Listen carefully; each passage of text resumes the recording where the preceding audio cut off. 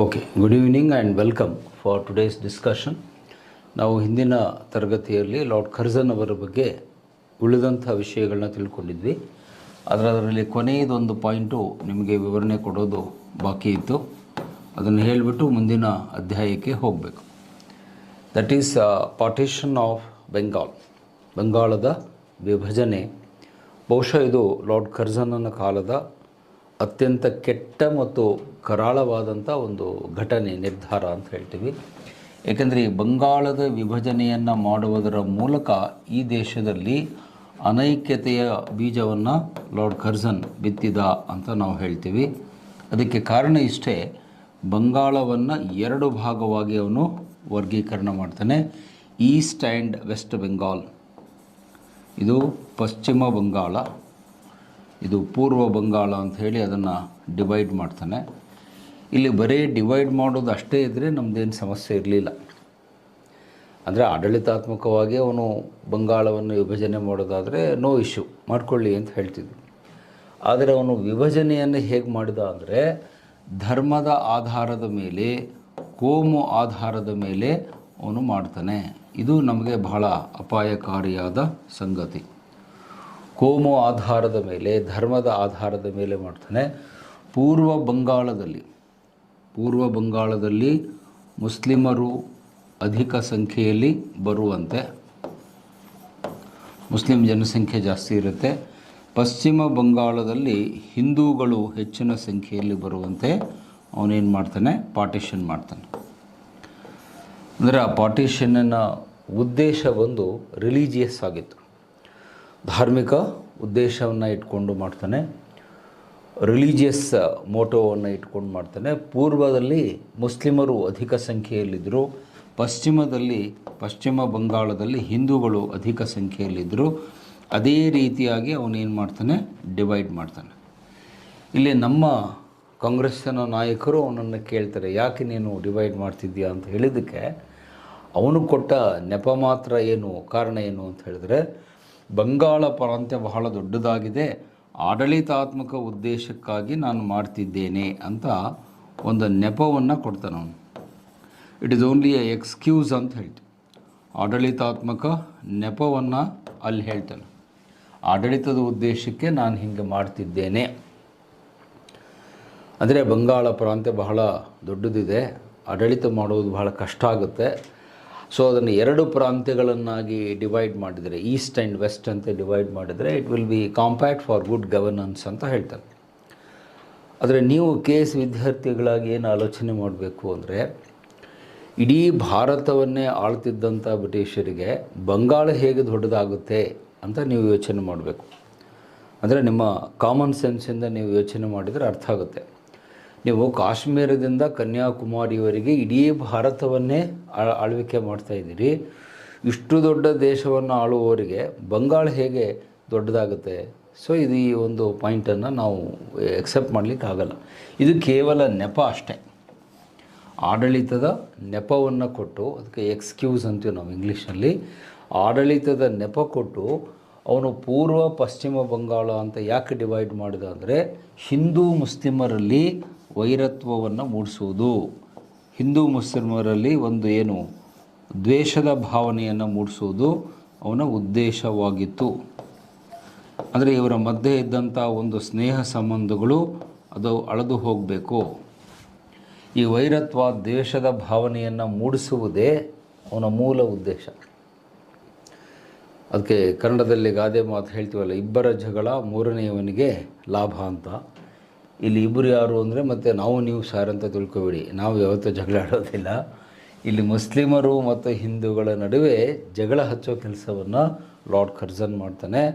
ಮತ್ತು ಅವನು ಆದೇಶವನ್ನು ಹೊರಡಿಸಬೇಕಾದಾಗ, ಆದೇಶ ಯಾವತ್ತು ಬರುತ್ತೆ ಆ ಡೇಟ್ ನೆನ್ಪಿಟ್ಕೊಳ್ಳಿ, ಅಕ್ಟೋಬರ್ 16ರಂದು ಅದನ್ನು ವಿಭಜನೆ ಮಾಡ್ತಾನೆ.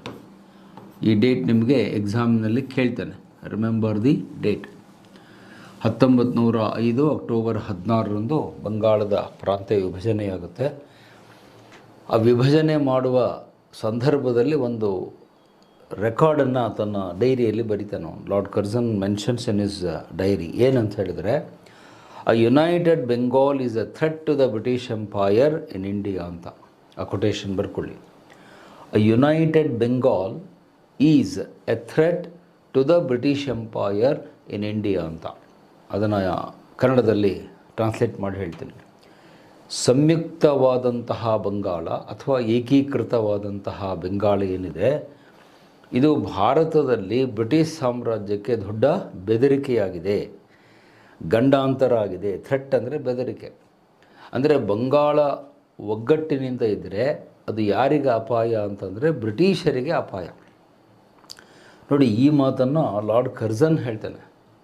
ಬಹುಶಃ ನಮ್ಮ ಜನಗಳು ಬುದ್ಧಿವಂತರಾಗಿದ್ದರೆ, ಬಟ್ ನಾವು ಆಗಿಲ್ಲ, ಆ ಮಾತು ಬೇರೆ. ಇನ್ನೂ ಆಗೋ ಲಕ್ಷಣಗಳು ನನಗಂತೂ ಕಾಣಿಸ್ತಾ ಇಲ್ಲ. ಸೊ ನಾವು ಬುದ್ಧಿವಂತರಾಗಿದ್ದರೆ ಅವತ್ತೇ ಅರ್ಥ ಮಾಡ್ಕೋಬೇಕಾಗಿತ್ತು.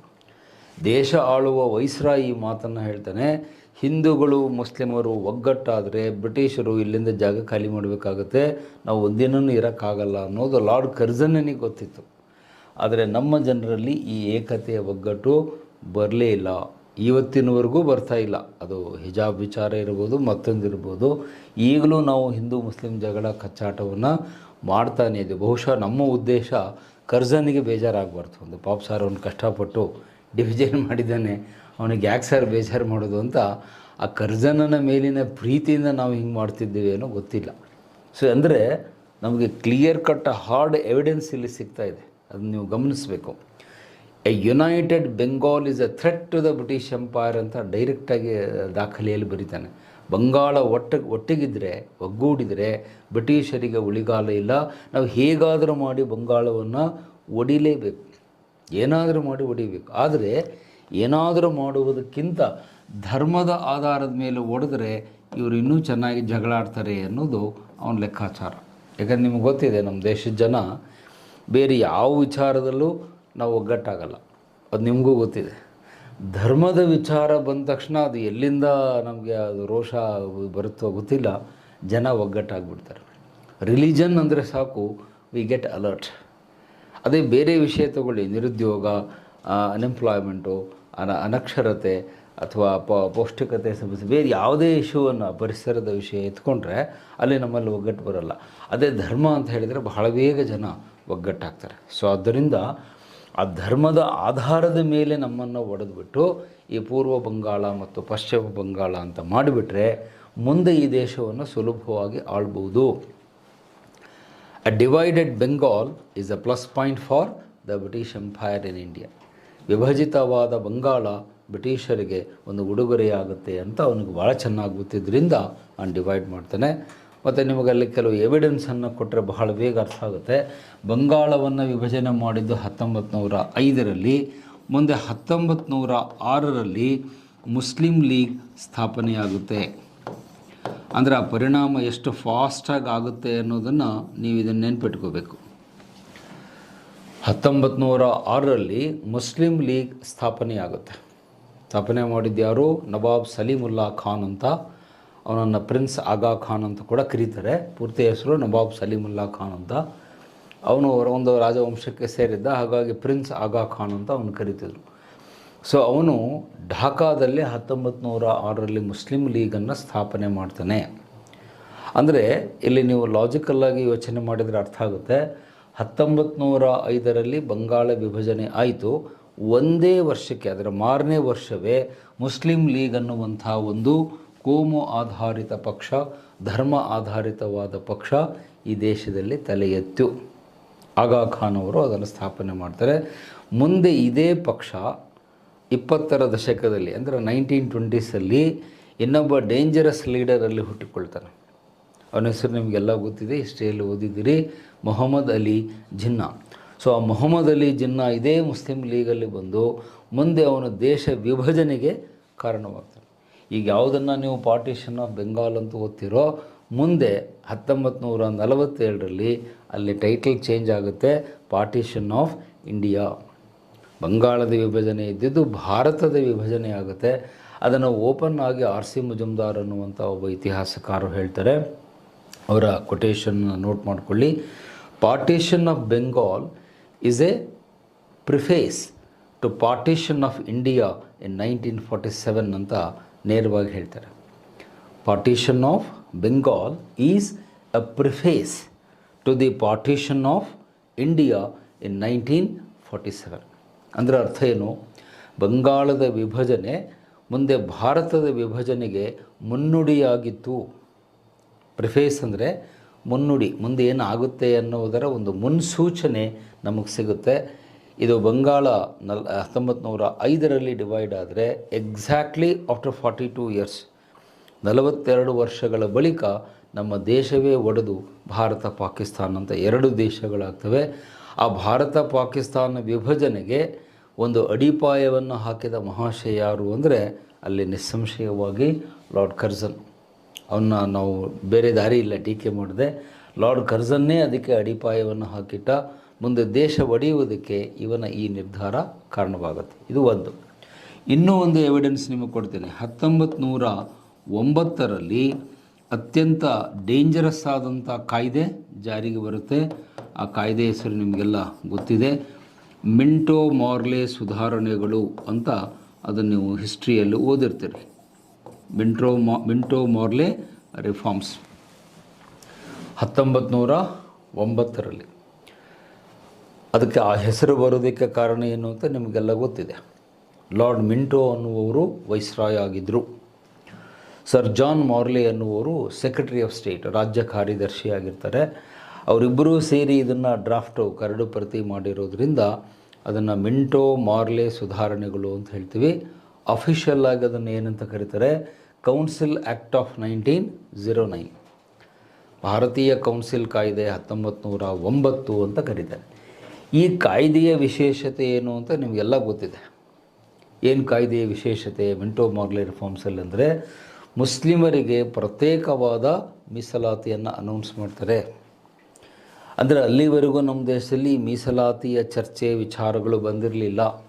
ಓಕೆ, ಆದರೆ ಈಗ ಆ ಮಿಂಟೋ ಮಾರ್ಲೆ ಸುಧಾರಣೆಗಳು ಬಂದ ಮೇಲೆ ಮುಸ್ಲಿಮರಿಗೆ ಪ್ರತ್ಯೇಕವಾದಂಥ ರಿಸರ್ವೇಷನ್ ಅನೌನ್ಸ್ ಆಗುತ್ತೆ. ಅವರಿಗೆ ಪ್ರತ್ಯೇಕವಾದ ಮತದಾರರ ಪಟ್ಟಿ, ಪ್ರತ್ಯೇಕವಾದಂಥ ಮತಕ್ಷೇತ್ರಗಳು, ಮತ್ತು ಎಷ್ಟರ ಮಟ್ಟಿಗೆ ಅಂದರೆ ಶಾಸನ ಸಭೆಯಲ್ಲಿ ಅವರು ಕೂತ್ಕೊಳ್ಳೋದಕ್ಕೆ ಸೀಟಿಂಗ್ ಅರೇಂಜ್ಮೆಂಟ್ ಕೂಡ ಬೇರೆ ಮಾಡ್ತಾರೆ. ನೋಡಿ, ಇದನ್ನು ನಾವು ಗಂಭೀರವಾಗಿ ಪರಿಗಣಿಸಬೇಕು. ಅಂದರೆ ಶಾಸನ ಸಭೆ ಅಂದರೆ ಅಸೆಂಬ್ಲಿಗಳಲ್ಲಿ ಹಿಂದೂಗಳೆಲ್ಲ ಒಂದು ಕಡೆ ಕೂತ್ಕೋಬೇಕು, ಮುಸ್ಲಿಮರೆಲ್ಲ ಒಂದು ಕಡೆ ಕೂತ್ಕೋಬೇಕು. ಅಂದರೆ ಸೀಟಿಂಗ್ ಅರೇಂಜ್ಮೆಂಟ್ ಅಂತೀವಿ ನಾವು. ಸೀಟಿಂಗ್ ಅರೇಂಜ್ಮೆಂಟಲ್ಲೂ ಕೂಡ ಮುಸ್ಲಿಮರಿಗೆ ಪ್ರತ್ಯೇಕ ಆಸನ ವ್ಯವಸ್ಥೆಯನ್ನು ಈ ಕಾಯ್ದೆ ಮಾಡಿಕೊಡುತ್ತೆ.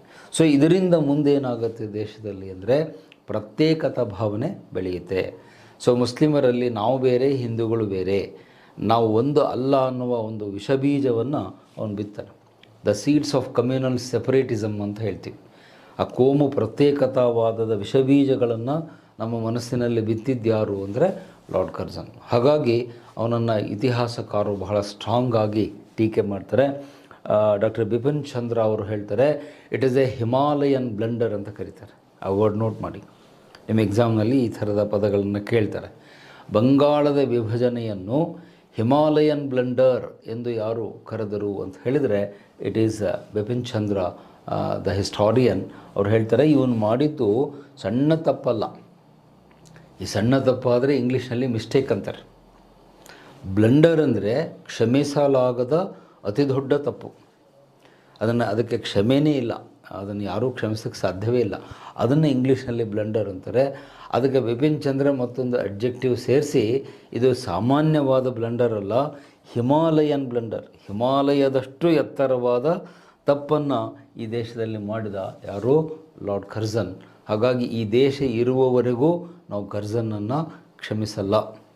Curzon has no excuse as long as India is there. ಇವತ್ತು ಇಂಡಿಯಾ ಪಾಕಿಸ್ತಾನ ಸಮಸ್ಯೆ ಉದ್ಭವಿಸ್ತಾ ಇದೆ ಅಂದರೆ ಅದಕ್ಕೆ ಈ ವ್ಯಕ್ತಿ ಅಡಿಪಾಯ ಹಾಕ್ತಾನೆ.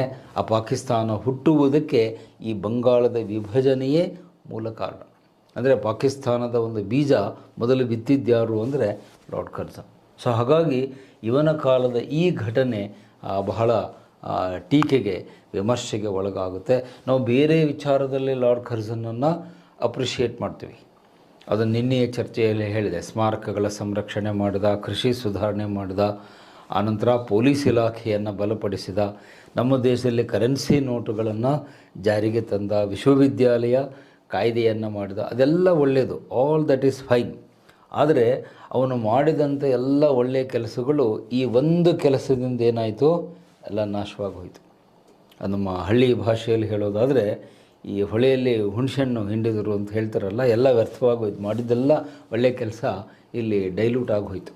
ಆದರೆ ಅದು ನೀವು ಒಂದು ತಕ್ಕಡಿಯಲ್ಲಿಟ್ಟರೆ ಒಳ್ಳೆ ಕೆಲಸಗಳೆಲ್ಲ ಒಂದು ತಕ್ಕಡಿಯಲ್ಲಿಟ್ಟು ಈ ಪಾರ್ಟಿಷನ್ ಆಫ್ ಬೆಂಗಾಲ್ ಒಂದು ಕಡೆ ಇಟ್ಬಿಟ್ರೆ ಇದೇ ಭಾರ ಜಾಸ್ತಿ ಆಗುತ್ತೆ. ಕರ್ಜನ್ನಲ್ಲಿ ಈ ಭಾರನೇ ಜಾಸ್ತಿ ಆಗುತ್ತೆ, ಮಿಕ್ಕದ್ದು ಕಡಿಮೆ ಆಗುತ್ತೆ. ಆ ಒಂದು ತಪ್ಪು ಅವನು ಕ್ಷಮಿಸಲಾಗದ ತಪ್ಪು ಮಾಡ್ತಾನೆ. ಅಲ್ಲಿಂದ ಮುಂದೆ ಆ ಬಂಗಾಳದ ವಿಭಜನೆ ಆದಮೇಲೆ ನಮ್ಮ ದೇಶದ ಸ್ವಾತಂತ್ರ್ಯ ಚಳವಳಿ ಚುರುಕುಗೊಳ್ಳುತ್ತೆ ಮತ್ತು ಇದರ ಬೆನ್ನಲ್ಲೇ ಕ್ರಾಂತಿಕಾರಿಗಳು ಎಚ್ಚೆತ್ತುಕೊಳ್ತಾರೆ. ಬಂಗಾಳ ವಿಭಜನೆ ಆದಮೇಲೇ ಎಕ್ಸ್ಟ್ರೀಮಿಸ್ಟ್ಗಳು ಕ್ರಾಂತಿಕಾರಿಗಳು ಬರ್ತಾರೆ. ಮುಖ್ಯವಾಗಿ ಲಾಲಾ ಲಜಪತ್ ರಾಯ್, ಬಾಲ್ ಗಂಗಾಧರ್ ತಿಲಕ್, ಬಿಪಿನ್ ಚಂದ್ರಪಾಲ್, 3 ಟಾಪ್ ಲೀಡರ್ಸ್ ಅವರು ಮುಂಚೂಣಿಗೆ ಮುನ್ನೆಲೆಗೆ ಬರೋದೇ ಈ ಬಂಗಾಳದ ವಿಭಜನೆ ಆದಮೇಲೆ. ಅದಕ್ಕೆ ಮುಂಚೆ ಅಲ್ಲ, ಅದಾದಮೇಲೆ ಅವರು ಆ್ಯಕ್ಟಿವ್ ಆಗ್ತಾರೆ. ಬಹುಶಃ ಕೊನೆಯದಾಗಿ ಅವನ ಬಗ್ಗೆ ಹೇಳೋದಾದರೆ ಈ ಬಂಗಾಳ ವಿಭಜನೆ ಮಾಡಿದ್ದು ನಮಗೆ ಒಂಥರ ಇಂಡೈರೆಕ್ಟ್ಲಿ ಪ್ಲಸ್ ಪಾಯಿಂಟ್ ಆಯಿತು. ಭಾರತೀಯರಿಗೆ ಒಂಥರ ಪ್ಲಸ್ ಪಾಯಿಂಟು. ಯಾಕಂದರೆ ಭಾರತೀಯರ ನಮ್ಮ ಸಮಸ್ಯೆ ಏನು ಅಂದರೆ ಸ್ಟಾರ್ಟಿಂಗ್ ಟ್ರಬಲ್ ಅಂತ ಹೇಳ್ತಿರ್ತೀನಿ ನಾನು ಕ್ಲಾಸಲ್ಲಿ. ಅಂದರೆ ನಾವು ಸ್ವಯಂವಾಗಿ ಆ್ಯಕ್ಟಿವೇಟ್ ಆಗಲ್ಲ, ನಮ್ಗೆ ಯಾರಾದರೂ ಪುಷ್ ಮಾಡೆಲ್ ಇಂಜನ್ ಅಂತ ಹೇಳ್ತೀನಿ. ಸ್ವಲ್ಪ ಗಾಡಿ ದಬ್ಬಿದರೆ ಅದು ಸ್ಟಾರ್ಟ್ ಆಗುತ್ತೆ, ಹಂಗೆ ಸ್ಟಾರ್ಟ್ ಆಗಲ್ಲ. ಸೊ ಭಾರತೀಯರಿಗೆ ಯಾರಾದರೂ ಈ ಥರ ಪುಷ್ ಮಾಡಬೇಕು, ಕೆಣಕಬೇಕು. ನಿಮ್ಮನ್ನು ಕೆಣಕಿದರೆ ಕೆಲಸ ಮಾಡ್ತಾರೆ. ನೋಡೋ ನೀನು ಕೇಸ್ ಮಾಡೋಕ್ಕಾಗಲ್ಲ ಅಂತ ಯಾರಾದ್ರು ಅಂದ್ಬಿಟ್ರೆ ಅವನು ಆವತ್ತಿಂದ ರಾತ್ರಿ 12 ತನಕ ಓದೋಕ್ಕೆ ಶುರು ಮಾಡ್ತಾನೆ. ನಾನು ಕೇಸ್ ಮಾಡಿ ತೋರಿಸ್ತೀನಿ ಅಂತ. ಅಂದರೆ ಯಾರಾದರೂ ನಮ್ಮನ್ನು ಪ್ರವೋಕ್ ಮಾಡಬೇಕು. ಸೊ ಇಲ್ಲಿ ಆ ಬಂಗಾಳದ ವಿಭಜನೆ ಮಾಡಿದ್ದು ನಮ್ಮ ನಾಯಕರಿಗೆ, ನಮ್ಮ ಕ್ರಾಂತಿಕಾರಿಗಳಿಗೆ ಒಂಥರ ಫೋರ್ಸ್ ಸಿಕ್ಕಂಗಾಯಿತು. ಇಲ್ಲಿಂದ ಜೋರಾಗಿ ನಮ್ಮ ಫ್ರೀಡಮ್ ಮೂಮೆಂಟ್ ನಡೆಯುತ್ತೆ. ಅನೇಕ ಕ್ರಾಂತಿಕಾರಿಗಳು ಬರ್ತಾರೆ. ಭಗತ್ ಸಿಂಗು, ರಾಜ್ಗುರು, ಚಂದ್ರಶೇಖರ್ ಆಜಾದು, ರಾಮಪ್ರಸಾದ್ ಬಿಸ್ಮಿಲ್ಲಾ, ಮುಂದೆ ಅವ್ರದ್ದೆಲ್ಲ ವಿವರಗಳು ಹೇಳ್ತೀನಿ. ಅನೇಕ ಕ್ರಾಂತಿಕಾರಿಗಳು, ಒಂದು ದೊಡ್ಡ ಪರಂಪರೆನೇ ಬರುತ್ತೆ. ಅದಕ್ಕೆ ಅದಕ್ಕೆ ಇಂಗ್ಲೀಷ್ ವರ್ಡು ಸೆಟ್ ಆಗುತ್ತೆ, ಟ್ರಿಗರಿಂಗ್ ಅಂತಾರೆ ಅದಕ್ಕೆ ಇಂಗ್ಲೀಷ್ನಲ್ಲಿ. ಟ್ರಿಗರ್ ಅಂದರೆ ಆ ಬಂದೂಕು ಒಮ್ಮೆ ಟ್ರಿಗರ್ ಮಾಡಿಬಿಟ್ರೆ ಆ ಬುಲೆಟ್ ಹಾಗೆ ಹೋಗ್ತಾ ಇರ್ತದೆ. ಆ ಟ್ರಿಗರಿಂಗ್ ಎಫೆಕ್ಟ್ ಯಾವುದಾಯಿತು ಅಂದರೆ ಪಾರ್ಟಿಷನ್ ಆಫ್ ಬೆಂಗಾಲ್. ಇವನು ಬಂಗಾಳದ ವಿಭಜನೆ ಮಾಡಿದ್ದೇ ನಮ್ಮ ಫ್ರೀಡಮ್ ಮೂಮೆಂಟಿಗೆ ಒಂದು ಟ್ರಿಗರಿಂಗ್ ಎಫೆಕ್ಟ್ ಆಯಿತು. ಬಹುಶಃ ಆ ದೃಷ್ಟಿಯಿಂದ it is a blessed in disguise. ಬಂಗಾಳದ ವಿಭಜನೆ ಪರೋಕ್ಷವಾಗಿ ಭಾರತಕ್ಕೆ ಒಂದು ವರದಾನ ಆಯಿತು. ಅದನ್ನು ಕೂಡ KSL ಕೇಳಿದ್ದಾನೆ. ಲಾರ್ಡ್ ಕರ್ಜನ್ನಿಂದ ಪರೋಕ್ಷವಾಗಿ ಭಾರತಕ್ಕೆ ಏನು ಉಪಕಾರ ಆಯಿತು ಅಂತ ಹೇಳಿದರೆ ಈ ಬಂಗಾಳವನ್ನು ಒಡೆದಿದ್ದೇ ನಮ್ಮ ಫ್ರೀಡಮ್ ಮೂಮೆಂಟಿಗೆ ದಾರಿಯಾಯಿತು. ಬಟ್ ಬೇಸರ ಏನು ಅಂದರೆ ಮುಂದೆ ಇದೇ ಬಂಗಾಳದ ವಿಭಜನೆ ಭಾರತದ ವಿಭಜನೆಗೆ, ಪಾರ್ಟಿಷನ್ ಆಫ್ ಇಂಡಿಯಾ ಆಗಲಿಕ್ಕೆ ಮುಂದೆ ದಾರಿಯಾಗುತ್ತೆ. ಪಾಕಿಸ್ತಾನದ ಹುಟ್ಟಿಗೆ ಈ ನಿರ್ಧಾರವೇ ಕಾರಣವಾಗುತ್ತೆ ಅನ್ನೋದು. ಸೊ ಹೀಗೆ ಇದು ಆ ಕರ್ಜನ್ನನ ಕಾಲದ ಕೊನೆಯ ಘಟನೆ. ಅದರ ಬಗ್ಗೆ ನಾನು ನಿನ್ನೆ ಹೇಳಿರಲಿಲ್ಲ, ಈ ವಿವರಗಳನ್ನು ನೆನಪಿಟ್ಕೊಳ್ಳಿ. ಸೊ ಇದರೊಂದಿಗೆ ನಾನು ಆ ವೈಸ್ರಾಯವರ ಚರ್ಚೆಯನ್ನು ಮುಗಿಸ್ತೇನೆ. ಸೊ ಈಗ ನೇರವಾಗಿ ಲಾಸ್ಟ್ ಚಾಪ್ಟರ್ಗೆ, ಕೊನೆಯ ಅಧ್ಯಾಯಕ್ಕೆ ಹೋಗಬೇಕು. That is the Indian freedom moment. ಅದು ನಮ್ಮ ಸಿಲೆಬಸ್ಸಲ್ಲಿ ಬರುವ ಕೊನೆಯ ಅಧ್ಯಾಯ, ಲಾಸ್ಟ್ ಚಾಪ್ಟರ್. ಅದು ಇಂಡಿಯನ್ ಫ್ರೀಡಮ್ ಮೂಮೆಂಟ್, ಭಾರತದ ಸ್ವಾತಂತ್ರ್ಯ ಚಳುವಳಿ. ಮೂಮೆಂಟ್ ಅಂದರೆ ಚಳುವಳಿ, ಫ್ರೀಡಮ್ ಅಂದರೆ ಸ್ವಾತಂತ್ರ್ಯ. ಸೊ ಭಾರತದ ಸ್ವಾತಂತ್ರ್ಯ ಚಳುವಳಿಯ ಬಗ್ಗೆ ನಾವೀಗ ಚರ್ಚೆಯನ್ನು ಆರಂಭಿಸ್ತೇನೆ. ಆ ಚಳುವಳಿಯ ಒಟ್ಟು ಕಾಲಘಟ್ಟ ಏನು ಅಂದರೆ 1885ಇಂದ 1947 ಇಸ್ವಿ. ಕರೆಕ್ಟಾಗಿ ನೆನಪಿಟ್ಕೊಳ್ಳಿ. ಎಲ್ಲಿ ಸ್ಟಾರ್ಟ್ ಮಾಡಬೇಕು, ಎಲ್ಲಿ ಎಂಡ್ ಮಾಡಬೇಕು ಅಂತ ನಿಮಗೆ ಗೊತ್ತಿರಬೇಕು. ಸಾರಿ, ಯಾವಾಗೋ ಸ್ಟಾರ್ಟ್ ಆಯ್ತು ಸರ್ ಅಂತ ಹೇಳಬಾರ್ದು, ಯಾವಾಗ ಸ್ಟಾರ್ಟ್ ಆಯಿತು ಅಂತ ಕರೆಕ್ಟಾಗಿ ಗೊತ್ತಿರಬೇಕು. 1885ರಲ್ಲಿ ಸ್ಟಾರ್ಟ್ ಆಗುತ್ತೆ, 1947ನಲ್ಲಿ ನಮಗೆ ಸ್ವಾತಂತ್ರ್ಯ ಪ್ರಾಪ್ತಿಯಾಗುತ್ತೆ. ಸೊ ಈ ಫ್ರೀಡಮ್ ಮೂಮೆಂಟನ್ನು ನಾವು 3 ಹಂತಗಳಲ್ಲಿ ಚರ್ಚೆ ಮಾಡ್ತೇನೆ. ಫಾರ್ ಯುವರ್ ಕನ್ವೀನಿಯನ್ಸ್, ನಾ ಎಲ್ಲ ಒಟ್ಟಿಗೆ ಹೇಳಿಬಿಟ್ರೆ ನಿಮಗದು ಗೊಂದಲ ಆಗಿಬಿಡುತ್ತೆ, ಕನ್ಫ್ಯೂಷನ್ ಆಗುತ್ತೆ. ಇದು ಒಂಥರ ನಾರ್ತ್ ಇಂಡಿಯನ್ ಊಟ ಇದ್ದಂಗೆ. ಮೊದಲು ಹೋಗಿ ಕೂತ ತಕ್ಷಣ ಒಂದು ಸ್ಟಾರ್ಟರ್ ಕೊಡ್ತಾರೆ, ಆಮೇಲೆ ಒಂದು ಸೂಪ್ ಕೊಡ್ತಾರೆ, ಆಮೇಲೆ ತಂದೂರಿ ರೋಟಿ ಬರುತ್ತೆ, ಕೊನೆಗೆ ಬಿಲ್ ಬರುತ್ತೆ. ಮರಿಬೇಡ್ರಿ, ಮತ್ತು ಬಿಲ್ ನೀವೇ ಕೊಡಬೇಕು, ನನ್ನ ಕೇಳ್ಬಿಡಿ. ಸೊ ಆ ನಾರ್ತ್ ಇಂಡಿಯನ್ ಫುಡ್ ಇದು ಹೆಂಗೆ ಒಂದೊಂದೇ ಕೊಟ್ಟರೆ ಹೆಂಗೆ ಅದು ಕರೆಕ್ಟಾಗಿ ನೀವು ತಿಂತೀರೋ, ಇಲ್ಲೂ ಹಾಗೆ ಇದ್ದಂಗೆ. ಫ್ರೀಡಮ್ ಮೂಮೆಂಟನ್ನು ಸ್ಟೆಪ್ ಬೈ ಸ್ಟೆಪ್ ಹೇಳ್ತೀನಿ ನಾನು. ಸೊ ಇವತ್ತು ಫಸ್ಟ್ ಪಾಯಿಂಟನ್ನು ಮಾತ್ರ ಹೇಳ್ತೀನಿ, ಮೊದಲ ಭಾಗ ಮಾತ್ರ ಹೇಳ್ತೀನಿ. ಅದನ್ನು ಮೊದಲನೇ ಹಂತ ಅಂತ ಹೇಳ್ತೀನಿ. ಫ್ರೀಡಮ್ ಮೂಮೆಂಟಿನ ಮೊದಲನೇ ಹಂತವನ್ನು ಫೇಸ್ 1 ನೋಡಿ, ಇಲ್ಲಿ ಫೇಸ್ ಇಲ್ಲಿ ಬರೀತೀನಿ, ರೋಮನ್ 1 ಬರೀರಿ. ಫೇಸ್ 1 ಮೊದಲನೇ ಹಂತ ಏನಿದೆ ಅದು ಮಂದಗಾಮಿಗಳ ಹಂತ. ಮಾಡ್ರೇಟ್ಸ್ ಅಂದರೆ ಕನ್ನಡದಲ್ಲಿ ಮಂದಗಾಮಿಗಳು. ಕನ್ನಡ ವಿದ್ಯಾರ್ಥಿಗಳು ಇದನ್ನು ನೋಟ್ ಮಾಡಿಕೊಡ್ರಿ. ಮಂದಗಾಮಿಗಳ ಹಂತ ಅಂತ ಹೇಳ್ತೀವಿ.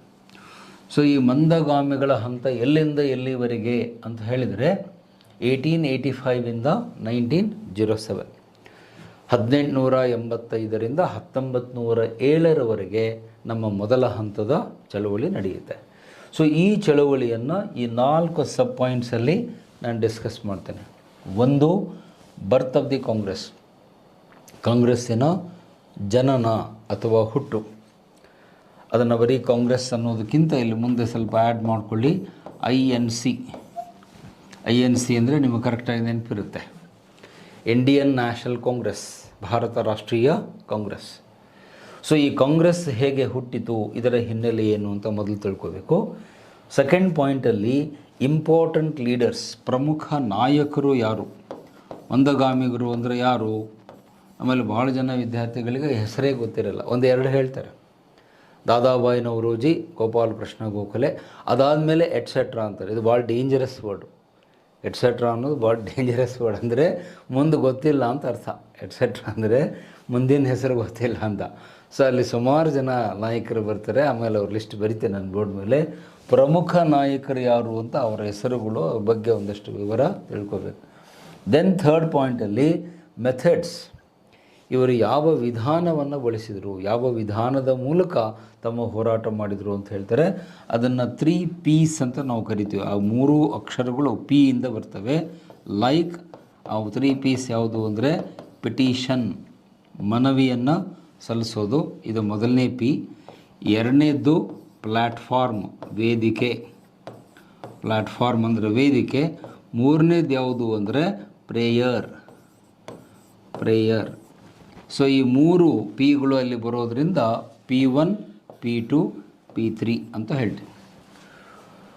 3 ಅಕ್ಷರಗಳು P ಇಂದ ಬರೋದರಿಂದ ಅದನ್ನು ನಿಮಗೆ ನೆನಪಿರಲಿ ಅಂತ ಆ ಥರ ಬರೆದಿದ್ದೀನಿ, 3P ಅಂತ. ಓಕೆ. ಸೊ ಪಿಟಿಷನ್ ಅಂದರೆ ಮನವಿ, ಅರ್ಜಿ. ಪ್ಲ್ಯಾಟ್ಫಾರ್ಮ್ ಅಂದರೆ ವೇದಿಕೆ, ಭಾಷಣಗಳು. ಪ್ರೇಯರ್ ಅಂದರೆ ಪ್ರಾರ್ಥನೆ, ಅಂದರೆ ನಮ್ಮ ದೇಶಕ್ಕೆ ಒಳ್ಳೆಯದಾಗಲಿ ಅಂತ ಪ್ರಾರ್ಥನೆ ಮಾಡ್ಕೊಳ್ಳೋದು ದೇವರಲ್ಲಿ, ಅದನ್ನು ಪ್ರೇಯರ್ ಅಂತ ಹೇಳ್ತಾರೆ. ಸೊ ಪಿಟಿಷನ್, ಪ್ಲ್ಯಾಟ್ಫಾರ್ಮ್, ಪ್ರೇಯರ್ ಅನ್ನುವ 3 ವಿಧಾನಗಳ ಮೂಲಕ ಇವರ ಹೋರಾಟ ಸಾಗುತ್ತೆ. ಅದನ್ನು ಹೇಗೆ ಮಾಡ್ತಾರೆ ಅಂತ ನೋಡುವ. ಆಮೇಲೆ ಲಾಸ್ಟ್ ಕೊನೆಯಲ್ಲಿ ವೈ ದೇ ಫೇಲ್ಡ್, ಯಾಕೆ ವಿಫಲರಾದರು, ಇವ್ರು ಯಾಕೆ ಸಕ್ಸಸ್ಫುಲ್ ಆಗಲಿಲ್ಲ, ವಿಫಲತೆ ಯಾಕಾಯಿತು, ಇವರು ತಮ್ಮ ಗುರಿಯಲ್ಲಿ ಯಾಕೆ ಸಕ್ಸಸ್ಫುಲ್ ಆಗಲಿಲ್ಲ, ಮಂದಗಾಮಿಗಳು ಯಾಕೆ ಗುರಿಯನ್ನು ತಲುಪಲಿಕ್ಕಾಗಲಿಲ್ಲ ಅನ್ನೋದಕ್ಕೆ ಕೆಲವು ಕಾರಣಗಳಿವೆ, ರೀಸನ್ಸ್ ಇವೆ, why they were not successful ಅಂತ. ಸೊ ಇದಿಷ್ಟನ್ನು ನಾವು ನೋಡಬೇಕು. ಸೊ ಈಗ ನೆಕ್ಸ್ಟ್ ಸ್ಲೈಡಿಗೆ ಹೋಗ್ತೀನಿ. ನಾನು ಫಸ್ಟ್ ಪಾಯಿಂಟನ್ನು ಹೇಳ್ತೀನಿ, birth of the Congress. Yes, so birth of the Congress, ಈ ಮೊದಲು ಅದರ ಬಗ್ಗೆ ನೀವು ತಿಳ್ಕೊಳ್ಬೇಕು. ಕಾಂಗ್ರೆಸ್ಸಿನ ಒಂದು ಸ್ಥಾಪನೆ ಹೇಗಾಯಿತು, ಅದರ ಹಿನ್ನೆಲೆ ಏನು. ಕಾಂಗ್ರೆಸ್ಸಿನ ಸ್ಥಾಪನೆ 1885ರಲ್ಲಾಗುತ್ತೆ. ಡೇಟ್ ಕೂಡ ನಿಮಗೆ ಎಕ್ಸಾಮ್ನಲ್ಲಿ ಕೇಳ್ತಾನೆ, ಡಿಸೆಂಬರ್ 28. ಪ್ಲೇಸ್ ಬಂದು ಬಾಂಬೆ. ಸೊ ಈ ಕಾಂಗ್ರೆಸ್ಸಿನ ಸ್ಥಾಪನೆ ಹೇಗಾಯಿತು ಅಂತ ತಿಳ್ಕೊಳ್ಳೋಕ್ಕಿಂತ ಮುಂಚೆ ನಿಮ್ಮ ಪರೀಕ್ಷಾ ದೃಷ್ಟಿಯಿಂದ ಈ ಕಾಂಗ್ರೆಸ್ ಅನ್ನುವಂಥ ಪದ ಹೇಗೆ ಬಂತು ಅಂತ ಮೊದಲು ನಮಗೆ ಗೊತ್ತಾಗಬೇಕು. ಭಾಳಷ್ಟು ಜನರಿಗೆ ಇದು ಗೊತ್ತಿರಲ್ಲ. ಕಾಂಗ್ರೆಸ್ ಅನ್ನೋ ವರ್ಡು ಹೇಗೆ ಸರ್ ಬಂತು, ನೀವು ಅದನ್ನು ಓದಿರ್ತೀರಿ, NCERT ಪುಸ್ತಕಗಳು ಓದಿದರೆ ಐಡಿಯಾ ಇರುತ್ತೆ. ಈ ಕಾಂಗ್ರೆಸ್ ಅನ್ನುವಂಥ ಶಬ್ದವನ್ನು ಸಜೆಸ್ಟ್ ಮಾಡಿದಂಥ ವ್ಯಕ್ತಿ ಇಂಡಿಯನ್ ಅಲ್ಲ, ಒಬ್ಬ ನಿವೃತ್ತ ಬ್ರಿಟಿಷ್ ಅಧಿಕಾರಿ ಎವೋ ಹ್ಯೂಮ್ ಅಂತ ಅವನ ಹೆಸರು. ಪೂರ್ತಿ ಹೆಸರು ಅಲೆನ್ ಆಕ್ಟೇವಿಯಸ್ ಹ್ಯೂಮ್ ಅಂತ. ನಿಮ್ಮ ಟೆಕ್ಸ್ಟ್ ಬುಕ್ನಲ್ಲೆಲ್ಲ ಎವೋ ಹ್ಯೂಮ್ ಅಂತ ಕೊಟ್ಟಿರ್ತಾನೆ. ಓಕೆ. ಸೊ ಈ ಕಾಂಗ್ರೆಸ್ ಅನ್ನುವ ಪದವನ್ನು ಮೊದಲು ಬಳಸಿದವನು, ಸೂಚಿಸಿದವನು ಎವೋ ಹ್ಯೂಮ್, ರಿಟೈರ್ಡ್ ಬ್ರಿಟಿಷ್ ಆಫೀಸರ್. ಅವನು ಯಾಕೆ ಈ ಶಬ್ದವನ್ನು ಬಳಸಿದ, ಎಷ್ಟೊಂದು ಶಬ್ದಗಳು ಡಿಕ್ಷನರಿಯಲ್ಲಿವೆ, ಅದನ್ನೆಲ್ಲ ಬಿಟ್ಟು ಕಾಂಗ್ರೆಸ್ ಅಂತಲೇ ಅವನು ಯಾಕೆ ಕರೆದ ಅನ್ನೋದು ನಿಮಗೆ ಗೊತ್ತಾಗಬೇಕು. ಅಂದರೆ ಅದಕ್ಕೆ ಸ್ವಲ್ಪ ಒಂದು ಬ್ಯಾಕ್ಗ್ರೌಂಡ್ ಇನ್ಫಾರ್ಮೇಷನ್ ಇದೆ. ಕಾಂಗ್ರೆಸ್ ಬರುವುದಕ್ಕಿಂತ ಮುಂಚೆ ನಮ್ಮ ದೇಶದಲ್ಲಿ ಬೇರೆ ಬೇರೆ ಸಂಘಟನೆಗಳು ಕೆಲಸ ಮಾಡ್ತಿದ್ವು. ಅಂದರೆ ಇದೇ ಮೊದಲಲ್ಲ, ಇದೇ ಫಸ್ಟ್ ಅಲ್ಲ.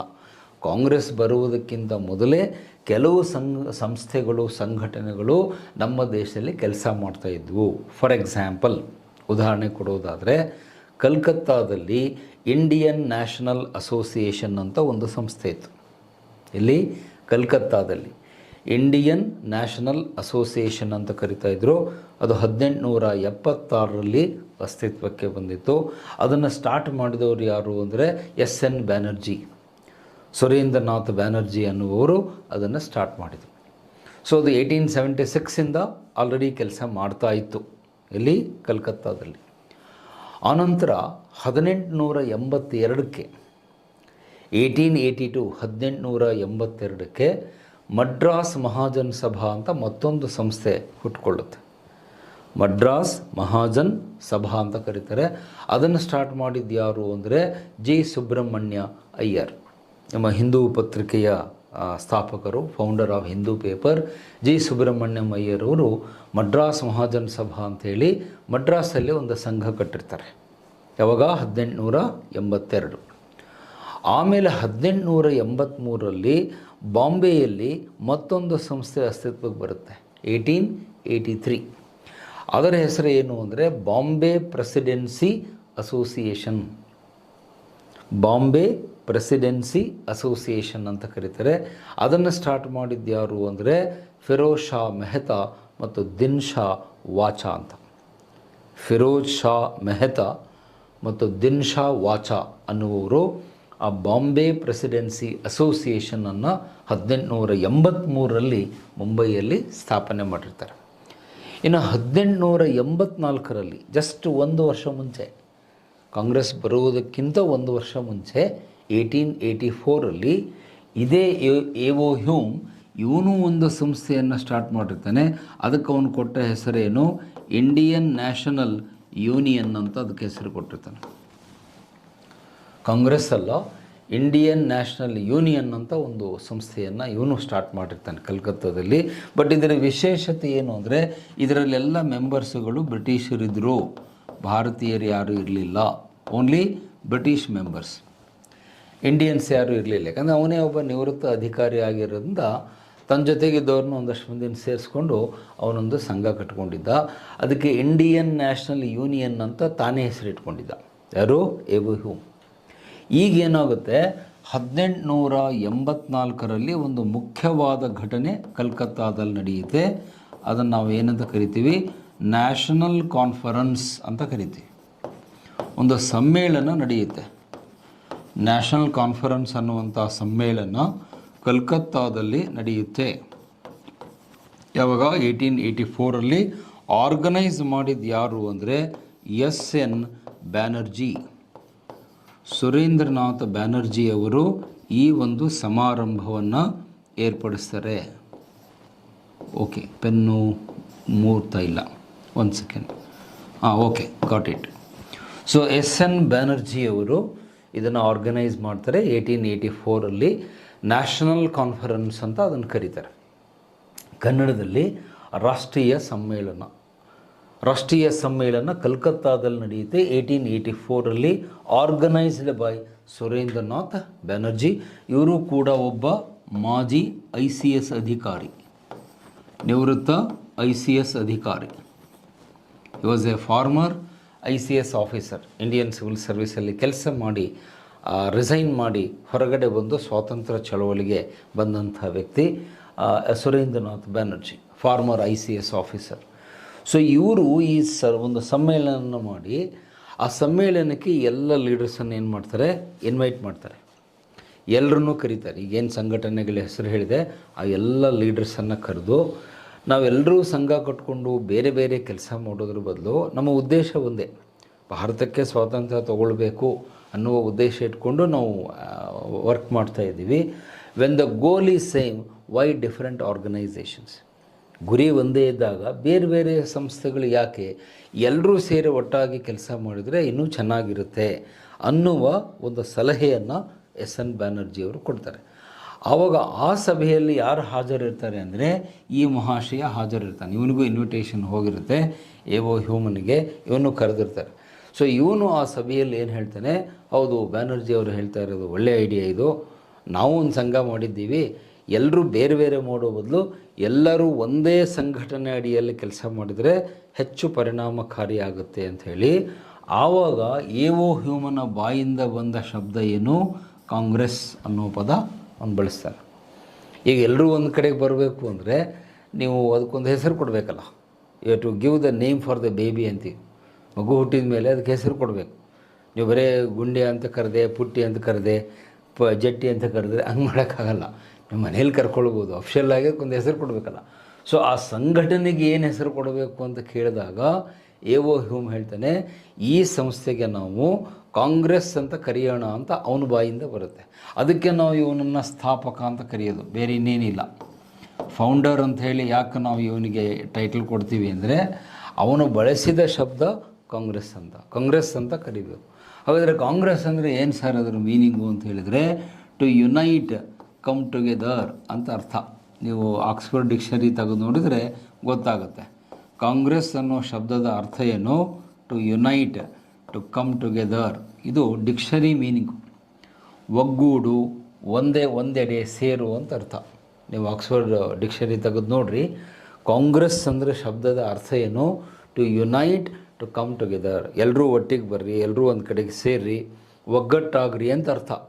ಆದರೆ ಈಗ ಅದೇ ಕಾಂಗ್ರೆಸ್ನಲ್ಲಿ ಸಾಕಷ್ಟು ಜಗಳಗಳು, ಕಚ್ಚಾಟಗಳು, ಬಾಣಗಳು 108 ನಡೆದಿವೆ. ಈಗ ಅದು ಚರ್ಚೆಗೆ ನಾನು ಹೋಗಲ್ಲ, ಅದಕ್ಕೆ ಇದು ವೇದಿಕೆನೂ ಅಲ್ಲ. ಸೊ ಕಾಂಗ್ರೆಸ್ ಶಬ್ದದ ಮೂಲ ಅರ್ಥಕ್ಕೆ ಹೋದರೆ ಅವ್ರು ಜಗಳಾಡಬಾರ್ದು. ಆ ಶಬ್ದದ ಅರ್ಥಕ್ಕೆ ಹೋದರೆ ಎಲ್ಲರೂ ಒಗ್ಗಟ್ಟಿಂದ ಇರಬೇಕು. ಯಾಕೆಂದರೆ ಕಾಂಗ್ರೆಸ್ ಶಬ್ದದ ಅರ್ಥ ಏನು, ಯುನಿಟಿ, ಕಮ್ ಟುಗೆದರ್ ಅನ್ನೋದೇ ಅದರ ಮೂಲ ಅರ್ಥ. ಆವಾಗ ಎ.ಒ. ಹ್ಯೂಮ್ ಹೇಳ್ತಾನೆ, ಈ ಸಂಸ್ಥೆಗೆ ನಾವು ಕಾಂಗ್ರೆಸ್ ಅಂತ ಹೆಸರಿಟ್ಬಿಟ್ಟು ಎಲ್ಲರೂ ಸೇರಿ ಕೆಲಸ ಮಾಡೋಣ. ಆವಾಗ ಎಸ್.ಎನ್. ಬ್ಯಾನರ್ಜಿ ಏನು ಮಾಡ್ತಾರೆ ಅಂದರೆ ಒಂದು ಚೂರು ಅಮೆಂಡ್ಮೆಂಟ್ ಮಾಡ್ತಾರೆ. ಬರೀ ಕಾಂಗ್ರೆಸ್ ಅಂತ ಕರಿಬೇಡ್ರಿ, ಅದನ್ನು ಇಂಡಿಯನ್ ನ್ಯಾಷನಲ್ ಕಾಂಗ್ರೆಸ್ ಅಂತ ಕರೀರಿ ಅಂತ ಇವ್ರು ಸಜೆಸ್ಟ್ ಮಾಡ್ತಾರೆ. ನೋಡಿ ಎಷ್ಟು ಇಂಟ್ರೆಸ್ಟಿಂಗ್ ಆಗಿದೆ. ಬರೀ ಕಾಂಗ್ರೆಸ್ ಅಂತ ಕರೆದ್ರೆ ಅದಕ್ಕೆ ಅರ್ಥ ಸರಿ ಬರಲ್ಲ. ನೀವು ಅದಕ್ಕೆ ಇಂಡಿಯನ್ ನ್ಯಾಷನಲ್ ಅಂಥೇಳಿ ಆ್ಯಡ್ ಮಾಡಿರಿ. It was added. ಇದನ್ನು ಸೇರಿಸ್ತಾನವನು, ಯಾರು, ಎಸ್.ಎನ್. ಬ್ಯಾನರ್ಜಿ. ನೀವು ಬರೀ ಕಾಂಗ್ರೆಸ್ ಅಂತ ಕರೆದ್ರೆ ಆಯ್ತಪ್ಪ, ಎಲ್ಲರೂ ಒಗ್ಗಟ್ಟಾದರು. ಒಗ್ಗಟ್ಟು ಎದಕ್ಕಾದರೂ ಪಾರ್ಲೇಜಿ ಬಿಸ್ಕಿಟ್ ತಿಂದು ಟೀ ಕುಡಿಲಿಕ್ಕಲ್ಲ. ನಮ್ಮಲ್ಲಿ ಮೀಟಿಂಗ್ನಲ್ಲೇ ಆಗೋದೇ ಅದಕ್ಕೆ. ಮೀಟಿಂಗ್ ಎದಕ್ಕೆ ಬರ್ತಾರೆ ಅಂದರೆ ಟೀ ಬಿಸ್ಕಿಟ್ ಕುಡಿದು ಹೋಗೋದಕ್ಕಲ್ಲ. ಸೊ ಎದಕ್ಕೆ ಒಗ್ಗಟ್ಟಾಗಬೇಕು ಅಂದರೆ ಇಂಡಿಯನ್ ನ್ಯಾಷನಲ್, ಈ ದೇಶವನ್ನು ಒಂದು ರಾಷ್ಟ್ರವನ್ನಾಗಿ ಮಾಡಬೇಕು, ಭಾರತವನ್ನು ಒಂದು ರಾಷ್ಟ್ರವನ್ನಾಗಿ ಮಾಡುವುದಕ್ಕಾಗಿ ಈ ಕಾಂಗ್ರೆಸ್ ಸ್ಥಾಪನೆಯಾಗಿದೆ. ಇಂಡಿಯನ್ ನ್ಯಾಷನಲ್ ಕಾಂಗ್ರೆಸ್ ಅಂತ ಕರೀರಿ, ಅದು ಹೆಚ್ಚು ಸೂಕ್ತ ಇರುತ್ತೆ. ಬರೀ ಕಾಂಗ್ರೆಸ್ ಅಂತ ಕರೆಯೋದು ಬೇಡ, you better call it as Indian National Congress ಅಂತ ಆ ಸಭೆಯಲ್ಲಿ ಎಸ್.ಎನ್. ಬ್ಯಾನರ್ಜಿ ಅವರು ಹೇಳ್ತಾರೆ. And it was accepted. ಅದನ್ನ ಎಲ್ಲರೂ ಒಪ್ತಾರೆ. ಅಲ್ಲಿರೋ ಲೀಡರ್ಸ್ ಎಲ್ಲ ನಿಮ್ಮ ಐಡಿಯಾ ಸರಿ ಇದೆ, ನಾವು ಒಪ್ತೇವೆ ಅಂತ ಹೇಳಿದ್ದಕ್ಕೆ ಈ ಹೆಸರು ಫಿಕ್ಸ್ ಆಗುತ್ತೆ, ಫೈನಲ್ ಆಗುತ್ತೆ. ಈ ಹೊಸ ಏನು ಬೇಬಿ ಹುಟ್ಕೊಂಡಿದೆ ಇದಕ್ಕೆ ನಾವು ಏನು ಹೆಸರು ಕರಿಬೇಕು, ಇಂಡಿಯನ್ ನ್ಯಾಷನಲ್ ಕಾಂಗ್ರೆಸ್, INC ಅಂತ ಅದಕ್ಕೆ ಶಾರ್ಟಲ್ಲಿ ಹೇಳ್ತೀವಿ. ಅಲ್ಲಿ ಬೋರ್ಡಲ್ಲಿ ಬರೆದಿದ್ದೀನಿ. INC ಅಂತ ನಾವು ಕರಿತೀವಿ, ಬಟ್ ವಿಸ್ತೃತ ರೂಪ ಇಂಡಿಯನ್ ನ್ಯಾಷನಲ್ ಕಾಂಗ್ರೆಸ್ ಅಂತ ಹೇಳಿ ಕರಿಬೇಕು ಅಂಥೇಳಿ ಎಲ್ಲರೂ ಒಪ್ಪಿದ ಮೇಲೆ ನೆಕ್ಸ್ಟ್ ಅವ್ರು ಏನು ಡಿಸೈಡ್ ಮಾಡ್ತಾರೆ, ಎಲ್ಲಿ ಮೀಟಿಂಗ್ ಸೇರಬೇಕು. ಈಗ ಒಂದು ಸಂಸ್ಥೆ ಅಸ್ತಿತ್ವಕ್ಕೆ ಬಂದ ಮೇಲೆ ನೀವೊಂದು ಸಭೆ ಸೇರಬೇಕಲ್ಲ. ಸೊ ಎಲ್ಲಿ ಸೇರಬೇಕು ಅಂತ ಹೇಳಿದಾಗ ಅವರು ಡಿಸೈಡ್ ಮಾಡ್ತಾರೆ. 1885 ಅಂದರೆ ಅದರ ಮಾರನೇ ವರ್ಷ 1885 ಪುಣೆ ನಗರದಲ್ಲಿ ಸೇರಬೇಕು ಅಂತ ಫಸ್ಟು ಡಿಸಿಷನ್ ಆಗುತ್ತೆ. ಫಸ್ಟ್ ಅವರು ಆಯ್ಕೆ ಮಾಡಿದಂಥ ಸ್ಥಳ ಯಾವುದು, ಪೂನಾದಲ್ಲಿ 1885 ಸಭೆ ಸೇರೋಣ ಅಂತ ಅಲ್ಲಿ ಒಂದು ನಿರ್ಣಯ ಆಗುತ್ತೆ. ಬಟ್ ಅವರ ದುರ್ದೈವೋ ನಮ್ಮ ದುರ್ದೈವೋ ಗೊತ್ತಿಲ್ಲ, ಪುಣೆಯಲ್ಲಿ ಏನಾಗುತ್ತೆ, ಪ್ಲೇಗ್ ರೋಗ ಸ್ಟಾರ್ಟ್ ಆಗಿಬಿಡುತ್ತೆ. ಪ್ಲೇಗ್ ಅನ್ನುವಂಥ ಒಂದು ಸಾಂಕ್ರಾಮಿಕ ರೋಗ ಪುಣೆಯಲ್ಲಿ ಸ್ಟಾರ್ಟ್ ಆಗಿಬಿಡುತ್ತೆ. ಯಾವಾಗ, 1885 ಮೀನ್ಸ್ ನೆಕ್ಸ್ಟ್ ಇಯರ್. ಸೊ ಆ ಪ್ಲೇಗ್ ರೋಗ ಬಂದು ಸಾವಿರಾರು ಜನ ಸಾಯ್ತಾರೆ ಪುಣೆ ನಗರದಲ್ಲಿ, ಸಾವಿರಾರು ಜನ. ಯಾಕೆ ಅವಾಗೆಲ್ಲ ಮೆಡಿಸಿನ್ಸು, ವೈದ್ಯಕೀಯ ಸೌಲಭ್ಯಗಳು ಇರಲಿಲ್ಲ, ಈಗಿನಂತೂ ಇರಲಿಲ್ಲ. ಒಂದೇನಾದರೂ ಪ್ಲೇಗ್ ರೋಗ ಬಂದರೆ ಇಡೀ ಊರೇ ಜನ ಸತ್ತು ಹೋಗ್ಬಿಡ್ತಿದ್ರು. ಒಂದು ಇಡೀ ಹಳ್ಳಿನೇ ವಾಶೌಟಾಗಿ ಹೋಗ್ಬಿಡ್ತಿದ್ರು. ಸೊ ಆ ಪ್ಲೇಗ್ ರೋಗ ಬಂದಿದ್ದರಿಂದ ಆವಾಗ ನಮ್ಮ ನಾಯಕರು ಏನು ಮಾಡ್ತಾರೆ, ಪುಣೆಯಲ್ಲಿ ಮಾಡೋದು ಬೇಡ, ಫಸ್ಟ್ ಅಂದ್ಕೊಂಡಿದ್ದು ಪುಣೆಯಲ್ಲಿ ಮಾಡಬೇಕು ಅಂತ. ಈಗಲ್ಲಿ ಪ್ಲೇಗ್ ಕಾಯಿಲೆ ಕಾಣಿಸ್ಕೊಂಡಿದ್ದರಿಂದ ಪುಣೆಯ ಬದಲಾಗಿ ಪ್ಲೇಸನ್ನು ಚೇಂಜ್ ಮಾಡಿ they decided to have it in Bombay. Pune ಬದಲಾಗಿ ಅದರ ಪಕ್ಕದ ನೆರೆಯ ಪಟ್ಟಣ ಟ್ವಿನ್ ಸಿಟೀಸ್ ಅಂತ ಹೇಳ್ತೀವಿ ನಾವು, ಪೂನಾ ಬಾಂಬೆಗಳನ್ನು. ನಿಮ್ಮ ಹುಬ್ಳಿ ಧಾರವಾಡ ಇದ್ದಂಗೆ, ಧಾರವಾಡದವರು ಹುಬ್ಳಿಗೆ ಹೋಗ್ತಾರೆ, ಹುಬ್ಳಿಯಲ್ಲಿದ್ದವರು ಧಾರವಾಡಕ್ಕೆ ಬರ್ತಾರೆ. ಇದು ನಮ್ಮ ಜನರ ಒಂದು ಟಿಪಿಕಲ್. ಒಂದು ಪೆನ್ಸಿಲ್ ತೊಗೋಬೇಕಂದ್ರೂ ಹುಬ್ಳಿಗೆ ಹೋಗ್ತಾರೆ, ಹುಬ್ಳಿಗೆ ಹೋಗಿ ತೊಗೊಂಬರ್ತೀವಿ ಅಂತ. ಅಲ್ಲಿದ್ದವರು ಧಾರವಾಡಕ್ಕೆ ಬರ್ತಾರೆ. ಸೊ ಅದಕ್ಕೆ ಟ್ವಿನ್ ಸಿಟೀಸ್ ಅಂತ ಹೇಳ್ತೀವಿ. ಸೊ ಪುಣೆಯ ಬದಲಾಗಿ ಬಾಂಬೆಯನ್ನು ಆಯ್ಕೆ ಮಾಡ್ತಾರೆ. ಹಾಗಾದರೆ ಬಾಂಬೆಯಲ್ಲಿ ಮಾಡಬೇಕು ಅಂತ ಹೇಳಿ ಡಿಸೆಂಬರ್ 28 ಡೇಟ್ ನೆನಪಿಟ್ಕೊಳ್ಳಿ. ಡಿಸೆಂಬರ್ 28 ಬಾಂಬೆಯಲ್ಲಿ ಕಾಂಗ್ರೆಸ್ಸಿನ ಮೊದಲ ಅಧಿವೇಶನ, ಫಸ್ಟ್ ಸೆಷನ್ ಅಂತ ಹೇಳ್ತೀವಿ, ಚೊಚ್ಚಲ ಅಧಿವೇಶನ ಅಂತ ಹೇಳ್ತೀವಿ, ಮೇಡನ್ ಸೆಷನ್ ಅಂತ ಇಂಗ್ಲೀಷಲ್ಲಿ ಕರಿತೀವಿ. ಕಾಂಗ್ರೆಸ್ಸಿನ ಮೊದಲ ಸೆಷನ್ ನಡೆದಿದ್ದು ಬಾಂಬೆಯಲ್ಲಿ. ಅದರ ಅಧ್ಯಕ್ಷತೆಯನ್ನು ಯಾರು ವಹಿಸ್ಕೊಳ್ತಾರೆ? WC ಬ್ಯಾನರ್ಜಿ. ಅವ್ರ ಹೆಸರು ನೆನಪಿಟ್ಕೊಳ್ಳಿ, WC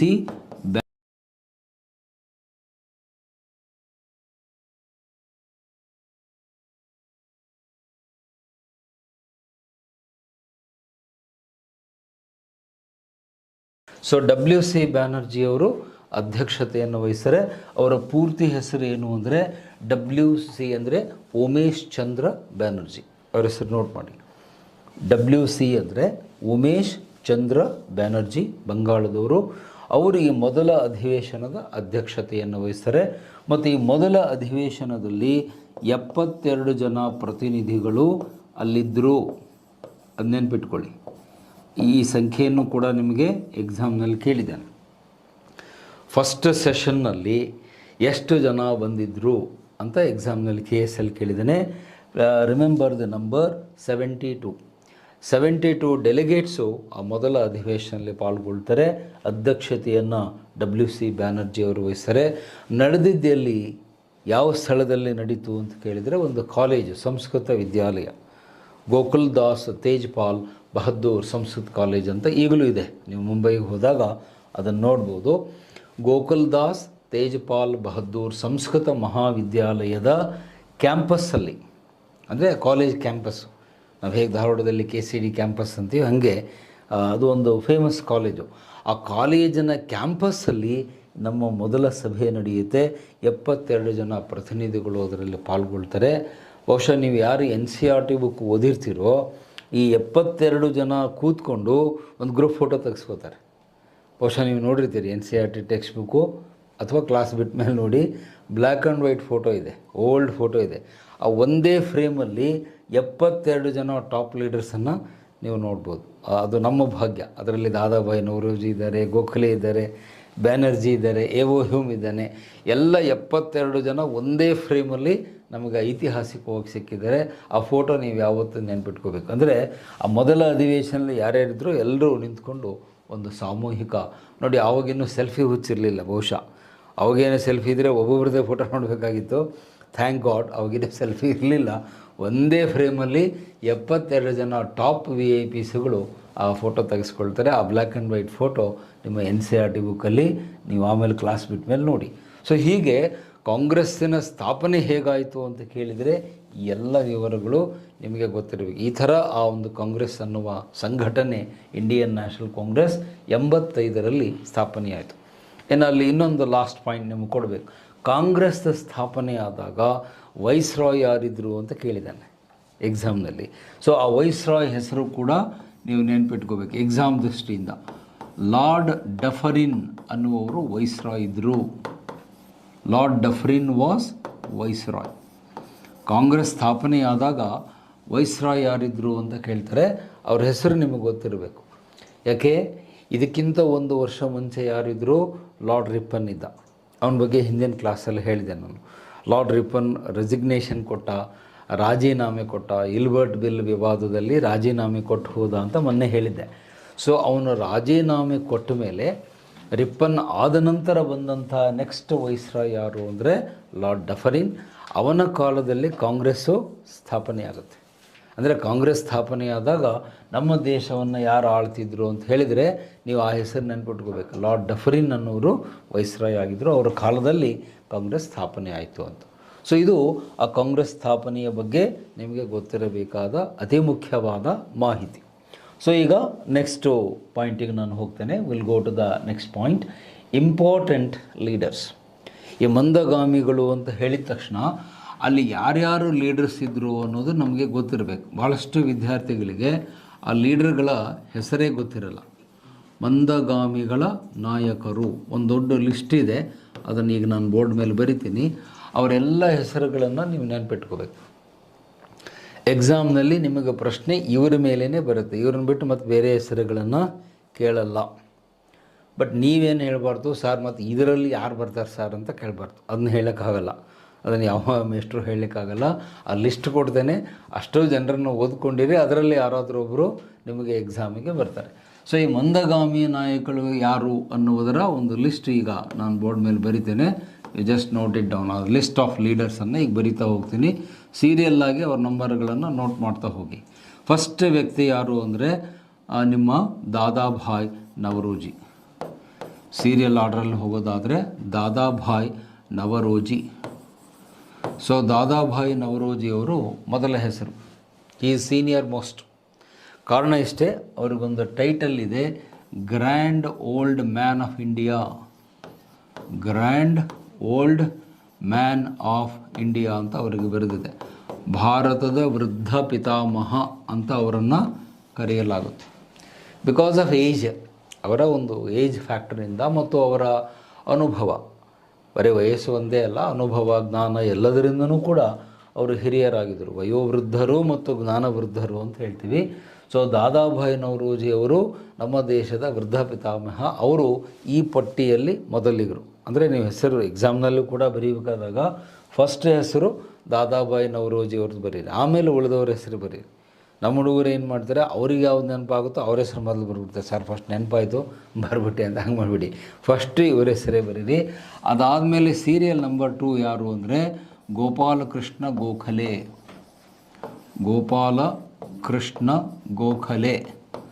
ಸೊ ಅದನ್ನು ನಿಮ್ಮ ಟೆಕ್ಸ್ಟ್ ಬುಕ್ಗಳಲ್ಲಿ ಇವ್ರ ಹೆಸರು ಹೇಗೆ ಕೊಟ್ಟಿರ್ತಾರೆ ಅಂತಂದರೆ GK ಗೋಖಲೆ ಅಂತ ಕೊಟ್ಟಿರ್ತಾರೆ. ನಮ್ಮ ಹುಡುಗರು ಅದನ್ನು ಹೆಂಗೆ ತಿಳ್ಕೊಳ್ತಾರೆ, GK ಗೋಖಲೆ ಅಂದರೆ ಜನರಲ್ ನಾಲೆಜ್ ಗೋಖಲೆ ಅಂತಲ್ಲ.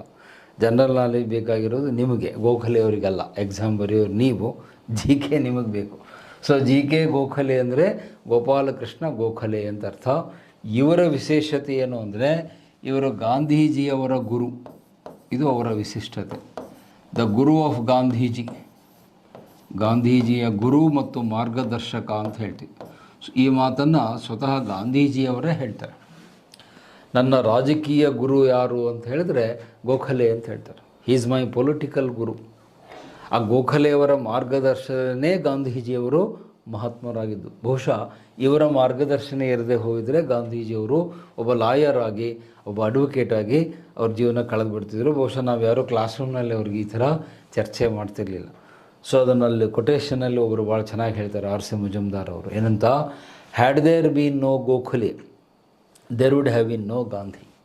ಗೋಖಲೆಯವರು ಬಾರದೆ ಹೋಗಿದ್ದರೆ ಗಾಂಧೀಜಿಯವರು ಸಿಗುತ್ತಲೇ ಇರಲಿಲ್ಲ ಅಂತ R.C. ಮುಜುಮ್ದಾರ್ ಹೇಳ್ತಾರೆ. ಅಂಥ ಮಹಾನ್ ವ್ಯಕ್ತಿ Gopalakrishna Gokhale. He is leader number 2, serial number 2ರಲ್ಲಿ ಬರ್ತಾರೆ.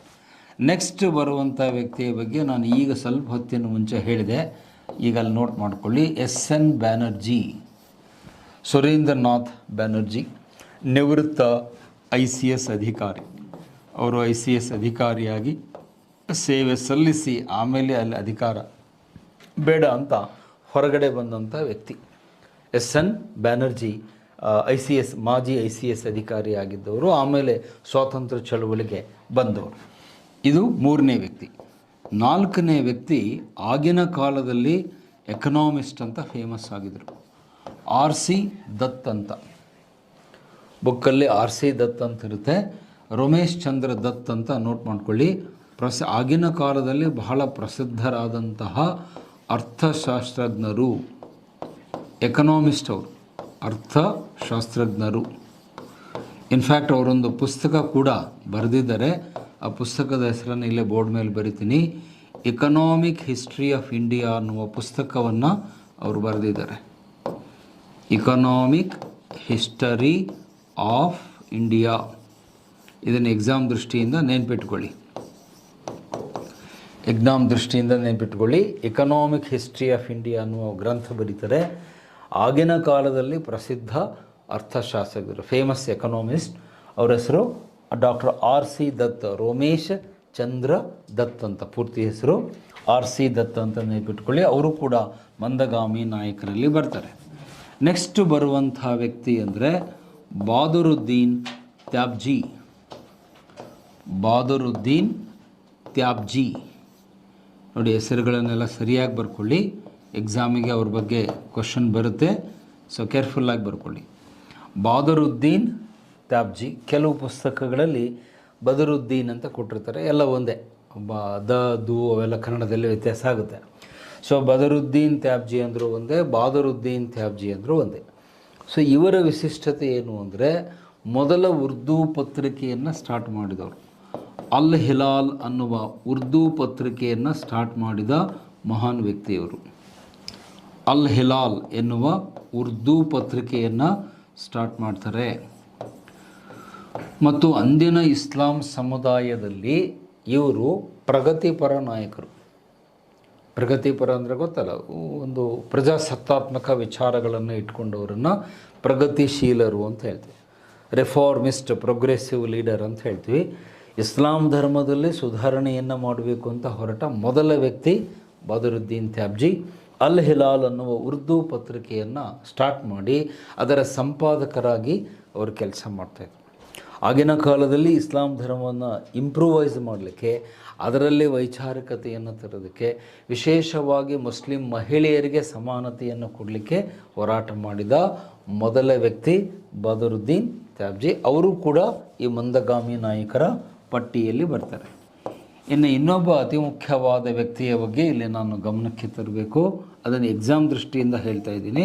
ಅವರು ಭಾರತೀಯರಲ್ಲ, ಆದರೆ ನಿಮಗೆ ಎಕ್ಸಾಮಿಗೆ ಬಹಳ ಇಂಪಾರ್ಟೆಂಟ್. ಜಾರ್ಜ್ ಯೂಲ್ ಅಂತ ಅವರ ಹೆಸರು. Is not an Indian, ಬ್ರಿಟಿಷರವರು. ಅವ್ರ ಹೆಸರು ನೋಡಿದ್ರೇ ಗೊತ್ತಾಗುತ್ತೆ ಭಾರತೀಯರಲ್ಲ ಅಂತ. The name it self tell you is a British Mann. So George you'll ಅಂತ ಅವನ್ನ ಕರೀತಾರೆ. ಇಲ್ಲಿ ಕೆಲವರು ಕನ್ನಡ ವಿದ್ಯಾರ್ಥಿಗಳು ಅದನ್ನು ತಪ್ಪಾಗಿ ಉಚ್ಚಾರ ಮಾಡಿ ಯೂಲೆ ಅಂತ ಕರೀತಾರೆ. ನಾನು ಅದನ್ನು ಹೇಳೋದನ್ನು ಕೇಳಿದ್ದೀನಿ, ಸೊ ಅದನ್ನು ಮಿಸ್ಪೆಲ್ ಮಾಡಿಬಿಡಿ. ಯೂಲ್ ಅಂತ ಉಚ್ಚಾರ ಮಾಡಿರಿ, ಯೂಲೇ ಅಲ್ಲ, ಅದು ಅವೆಲ್ಲ ಇಂಗ್ಲೀಷ್ ಪದಗಳು. ಜಾರ್ಜ್ ಯೂಲ್ ಅಂತ ಉಚ್ಚಾರ ಮಾಡಿರಿ, ಯೂಲೇ ಅಲ್ಲ. ಓಕೆ. ಸೊ ಜಾರ್ಜ್ ಯೂಲ್ ಅನ್ನುವರು ಈಸ್ ಆನ್ ಇಂಗ್ಲೀಷ್ ಮನ್. ಅವರು ಈ ಗುಂಪಿನಲ್ಲಿ ಇರ್ತಾರೆ. ಇವರ ವಿಶೇಷತೆ ಏನಂದರೆ, ಇವರು ಕಾಂಗ್ರೆಸ್ಸಿನ ಅಧ್ಯಕ್ಷತೆಯನ್ನು ವಹಿಸ್ತಾರೆ. ಕಾಂಗ್ರೆಸ್ ಅಧಿವೇಶನದ ಅಧ್ಯಕ್ಷತೆಯನ್ನು ವಹಿಸ್ತಾರೆ. ಎಲ್ಲಿ? ಅಲಹಾಬಾದ್ನಲ್ಲಿ. ಇದನ್ನು ಸ್ಪೆಸಿಫಿಕ್ಕಾಗಿ ನಿಮಗೆ ಎಕ್ಸಾಮ್ನಲ್ಲಿ ಕೇಳ್ತಾರೆ. ಕಾಂಗ್ರೆಸ್ಸಿನ ಅಧ್ಯಕ್ಷತೆಯನ್ನು ವಹಿಸಿದಂತಹ 1887 ಬರ್ತಾರೆ. 1888 7 ಎಂಟು ಮಾಡ್ಕೊಳ್ಳಿ, ಯಾಕಂದರೆ 7ಕ್ಕೆ ಬಹದ್ದೂರುದ್ದೀನ್ ತ್ಯಾಬ್ಜಿ ಬರ್ತಾರೆ. So I will rewrite it. 1888 888 ನೆನ್ಪಿಟ್ಕೊಳ್ಳೋಕೆ.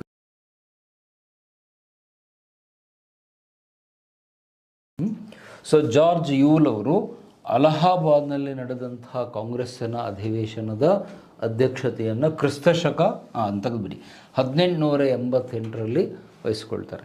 ಸೊ ಇದನ್ನು ನಿಮಗೆ ಎಕ್ಸಾಮ್ನಲ್ಲಿ ಯಾವ ಥರ ಕೇಳ್ತಾರೆ ಅಂದರೆ, ನಿಮಗೆ ಕನ್ಫ್ಯೂಸ್ ಮಾಡುವುದಕ್ಕೆ, ಕಾಂಗ್ರೆಸ್ಸಿನ ಅಧ್ಯಕ್ಷತೆಯನ್ನು ವಹಿಸಿದ ಬ್ರಿಟಿಷ್ ವ್ಯಕ್ತಿ ಯಾರು ಅಂತ ಕೇಳ್ತಾರೆ, ಆಂಗ್ಲ ವ್ಯಕ್ತಿ ಯಾರು ಅಂತ ಕೇಳ್ತಾರೆ. ಸಾಮಾನ್ಯವಾಗಿ ಅಲ್ಲಿ ಬಹಳ ವಿದ್ಯಾರ್ಥಿಗಳು ಏನು ಹೆಸರು ಟಿಕ್ ಮಾಡ್ತಾರೆ ಅಂದರೆ ಎ.ಒ. ಹ್ಯೂಮ್ ಅಂತ ಮಾಡ್ತಾರೆ. ಆದರೆ ಎ.ಒ. ಹ್ಯೂಮ್ ಏನಾಗಿದ್ದರು ಅಂದರೆ, he was a secretary, not a president. A O. Hume ಕಾರ್ಯದರ್ಶಿಯಾಗಿ ಕೆಲಸ ಮಾಡ್ತಾರೆ ಹೊರತು ಅಧ್ಯಕ್ಷತೆಯನ್ನು ಅವರು ವಹಿಸಲ್ಲ. ಅದು ಸ್ವಲ್ಪ ಡಿಲೀಟ್ ಮಾಡಿ, CRETARY ಇಲ್ಲಿ ಕರೆಕ್ಷನ್ ಮಾಡಿ, SECRE ಆಗಬೇಕದು, ಕಾರ್ಯದರ್ಶಿಯಾಗಿ ಅಂತ ಬಿಟ್ಟು ರೀರೈಟ್ ಮಾಡ್ತೀನಿ, ಸೆಕ್ರೆಟರಿ ಅಂತ ಆಗಬೇಕು. Okay, I will rewrite on the board okay SECRETARY. Okay, ಈಗ ಸರಿ ಹೋಯಿತು. ಸೊ ಎ.ಒ. ಹ್ಯೂಮ್ ಕಾರ್ಯದರ್ಶಿಯಾಗಿ ಕೆಲಸ ಮಾಡ್ತಾರೆ. ಯಾವುದಕ್ಕೆ? ಕಾಂಗ್ರೆಸ್ಸಿಗೆ. ನೋಡಿ, ಆಶ್ಚರ್ಯ ಅಂದರೆ ಕಾಂಗ್ರೆಸ್ ಸ್ಥಾಪನೆಯಾಗಿದ್ದು ಬ್ರಿಟಿಷರ ವಿರುದ್ಧ ಹೋರಾಡಲಿಕ್ಕೆ. ಆ ಸಂಸ್ಥೆಗೆ ಸೆಕ್ರೆಟರಿ ಯಾರು ಅಂದರೆ ಒಬ್ಬ ಬ್ರಿಟಿಷ್ ವ್ಯಕ್ತಿ, ಅವನು ಬೇರೆ ಯಾರೂ ಅಲ್ಲ, ಎ.ಒ. ಹ್ಯೂಮ್. ಅವನು ಜನರಲ್ ಸೆಕ್ರೆಟರಿಯಾಗಿ ಕೆಲಸ ಮಾಡ್ತಾನೆ. ಎಲ್ಲಿವರೆಗೆ? ಟಿಲ್ 1905. ನೋಡಿ, ಇದು ಆಶ್ಚರ್ಯಪಡುವಂಥದ್ದು. 1905 ಅವನು ಕಾರ್ಯದರ್ಶಿಯಾಗಿದ್ದ. ಅಂದರೆ ಸ್ಟಾರ್ಟಿಂಗ್ನಿಂದ 1885 1905 20 ವರ್ಷಗಳ ಕಾಲ ಎ ಒ ಹ್ಯೂಮ್ ಅವರು ಏನಾಗ್ತಾರೆ, ಕಾಂಗ್ರೆಸ್ಸಿನ ಕಾರ್ಯದರ್ಶಿಯಾಗಿ ಜನರಲ್ ಸೆಕ್ರೆಟರಿಯಾಗಿ ಕೆಲಸ ಮಾಡ್ತಾರೆ. ಹಾಗಾಗಿ ಅವನು ಅಧ್ಯಕ್ಷತೆಯನ್ನು ಎಂದು ವಹಿಸಲ್ಲ. ಈ never became the president of the Congress. But George Yule ಅನ್ನುವರು ಅಧ್ಯಕ್ಷತೆಯನ್ನು ವಹಿಸ್ತಾರೆ ಅಲಹಾಬಾದ್ ಸೆಷನ್ನಲ್ಲಿ ಕ್ರಿಸ್ತಶಕ 1888ರಲ್ಲಿ. ಸೊ ಈ ಹೆಸರನ್ನು ಪಕ್ಕಾ ನೆನ್ಪಿಟ್ಕೋಬೇಕು ನೀವು, ಅದನ್ನ ಎಕ್ಸಾಮ್ನಲ್ಲಿ ಕೇಳ್ತಾನೆ. ಅಂದರೆ ಯಾವ ಬ್ರಿಟಿಷ್ ವ್ಯಕ್ತಿ ಕಾಂಗ್ರೆಸ್ಸಿನ ಅಧ್ಯಕ್ಷತೆಯನ್ನು ಮೊದಲು ವಹಿಸಿಕೊಂಡ್ರು ಅಂತ ಕೇಳಿದರೆ ಇವರ ಆನ್ಸರ್ ಈಸ್ ಜಾರ್ಜ್ ಯೂಲ್ ಅನ್ಬೇಕೇ ಹೊರತು ಎ ಒ ಹ್ಯೂಮ್ ಅಲ್ಲ ಅನ್ನೋದು. ಪ್ಲಸ್ ಮೊದಲ ಉರ್ದು ಪತ್ರಿಕೆಯನ್ನು ಸ್ಟಾರ್ಟ್ ಮಾಡಿ ಮುಸ್ಲಿಮರ ಪ್ರಗತಿಗಾಗಿ ಹೋರಾಟ ಮಾಡಿದ ವ್ಯಕ್ತಿ ಯಾರು ಅಂದರೆ ಬಾದರುದ್ದೀನ್ ತ್ಯಾಬ್ಜಿ ಅಂತ ಹೇಳ್ತೀವಿ. ಮತ್ತು ಅವರು ಕೂಡ ಏನು ಕಾಂಗ್ರೆಸ್ಸಿನ ಅಧ್ಯಕ್ಷತೆಯನ್ನು ವಹಿಸ್ಕೊಳ್ತಾರೆ. ಯಾವಾಗ 1887, ಅಲ್ಲೇ ಕೆಳಗೆ ಬರ್ಕೊಂಬಿಡಿ, 1887 ಮೆಡ್ರಾಸ್, ಅದನ್ನಲ್ಲೇ ಬರ್ಕೊಂಬಿಡಿ. 1887ರಲ್ಲಿ ಮಡ್ರಾಸ್ ಅಧಿವೇಶನದ ಅಧ್ಯಕ್ಷತೆಯನ್ನು ಯಾರು ವಹಿಸ್ಕೊಳ್ತಾರೆ ಅಂದರೆ ಬಾದರುದ್ದೀನ್ ತ್ಯಾಬ್ಜಿ. ಸೊ ಅವ್ರ ಮೇಲೆ ಕ್ವಶನ್ ನಿಮಗೆ ಎಕ್ಸಾಮ್ನಲ್ಲಿ ಯಾವ ಥರ ಕೇಳ್ತಾರೆ ಅಂದರೆ, ಕಾಂಗ್ರೆಸ್ಸಿನ ಅಧ್ಯಕ್ಷತೆಯನ್ನು ವಹಿಸಿದ ಮೊದಲ ಮುಸ್ಲಿಂ ಮುಖಂಡರು ಯಾರು ಅಂತ ಕೇಳ್ತಾನೆ. ಫಸ್ಟ್ ಮುಸ್ಲಿಂ ಲೀಡರ್ ಯಾರು ಅಂತ ಕೇಳಿದರೆ ಅಲ್ಲಿ ನಮ್ಮಲ್ಲಿ ಬಹಳ ವಿದ್ಯಾರ್ಥಿಗಳು ಏನು ತಪ್ಪು ಉತ್ತರ ಟಿಕ್ ಮಾಡಿಬಿಡ್ತಾರೆ ಅಂದರೆ ಮೌಲಾನಾ ಆಜಾದ್ ಅಂತ ಮಾಡಿಬಿಡ್ತಾರೆ, ಅಥವಾ ಸರ್ ಸೈಯದ್ ಅಹಮದ್ ಖಾನ್, ಇನ್ಯಾವು ಬೇರೆ ಆಪ್ಷನ್ಗಳನ್ನು ಟಿಕ್ ಮಾಡ್ತೀರಿ. ಬಟ್ ಈಗ ಅದನ್ನು ಕರೆಕ್ಟಾಗಿ ನೆನ್ಪಿಟ್ಕೊಳ್ಳಿ. ಬಾದರುದ್ದೀನ್ ತ್ಯಾಬ್ಜಿ ಅವರು ಮೊದಲ ಮುಸ್ಲಿಮರಾಗಿ ಅವರು ಅದರ ಕಾಂಗ್ರೆಸ್ಸಿನ ಅಧ್ಯಕ್ಷತೆಯನ್ನು ವಹಿಸ್ಕೊಳ್ತಾರೆ. ಪ್ಲೇಸು ಮಡ್ರಾಸು, ಇಸ್ವಿ 87, 1887 ಮಡ್ರಾಸಿನ ಅಧಿವೇಶನದ ಅಧ್ಯಕ್ಷತೆಯನ್ನು ಅವರು ವಹಿಸ್ಕೊಳ್ತಾರೆ. ಇನ್ನು ಉಳಿದಂತೆ ಈ ನಾಯಕರುಗಳ ಬಗ್ಗೆ ನಿಮಗೆ ಗೊತ್ತಿರಬೇಕು. ಇವರು ಆ ಮಂದಗಾಮಿಗಳಲ್ಲಿ ಪ್ರಮುಖರಾದವರು, ಮೋಸ್ಟ್ ಇಂಪಾರ್ಟೆಂಟ್ ಲೀಡರ್ಸ್ ಅಥವಾ top leaders of the moderates ಅಂತ ಹೇಳಿ. ಇನ್ನು ಅದರಲ್ಲೇ ಇನ್ನೊಂದು ವಿವರಣೆಯನ್ನು ಕೊಟ್ಟು ನೆಕ್ಸ್ಟ್ ಪಾಯಿಂಟಿಗೆ ಹೋಗ್ತೇನೆ. ಇವರಿಗೆ ಮಂದಗಾಮಿಗಳು ಅಂತ ಯಾಕೆ ಹೆಸರು ಬಂತು, ಆ ಟೈಟಲ್ ಬಗ್ಗೆ ಸ್ವಲ್ಪ ಒಂದು ಎರಡು ಮಾತು ಹೇಳೋದಾದರೆ, why they are called moderates. ಅವ್ರನ್ನ ಮಾಡ್ರೇಟ್ಸ್ ಅಂತ ಯಾಕೆ ಕರೀತಾರೆ ಅಂದರೆ, ತಮ್ಮ ಗುರಿಯ ಕಡೆಗೆ ನಿಧಾನವಾಗಿ ಚಲಿಸುವವರು, ನಿಧಾನವಾಗಿ ಸಾಗುವವರು, ಅದಕ್ಕೆ ಅವರಿಗೆ ಮಂದಗಾಮಿಗಳು ಅಂತ ಹೆಸರು. ಅರ್ಥ ಆಯ್ತಾ?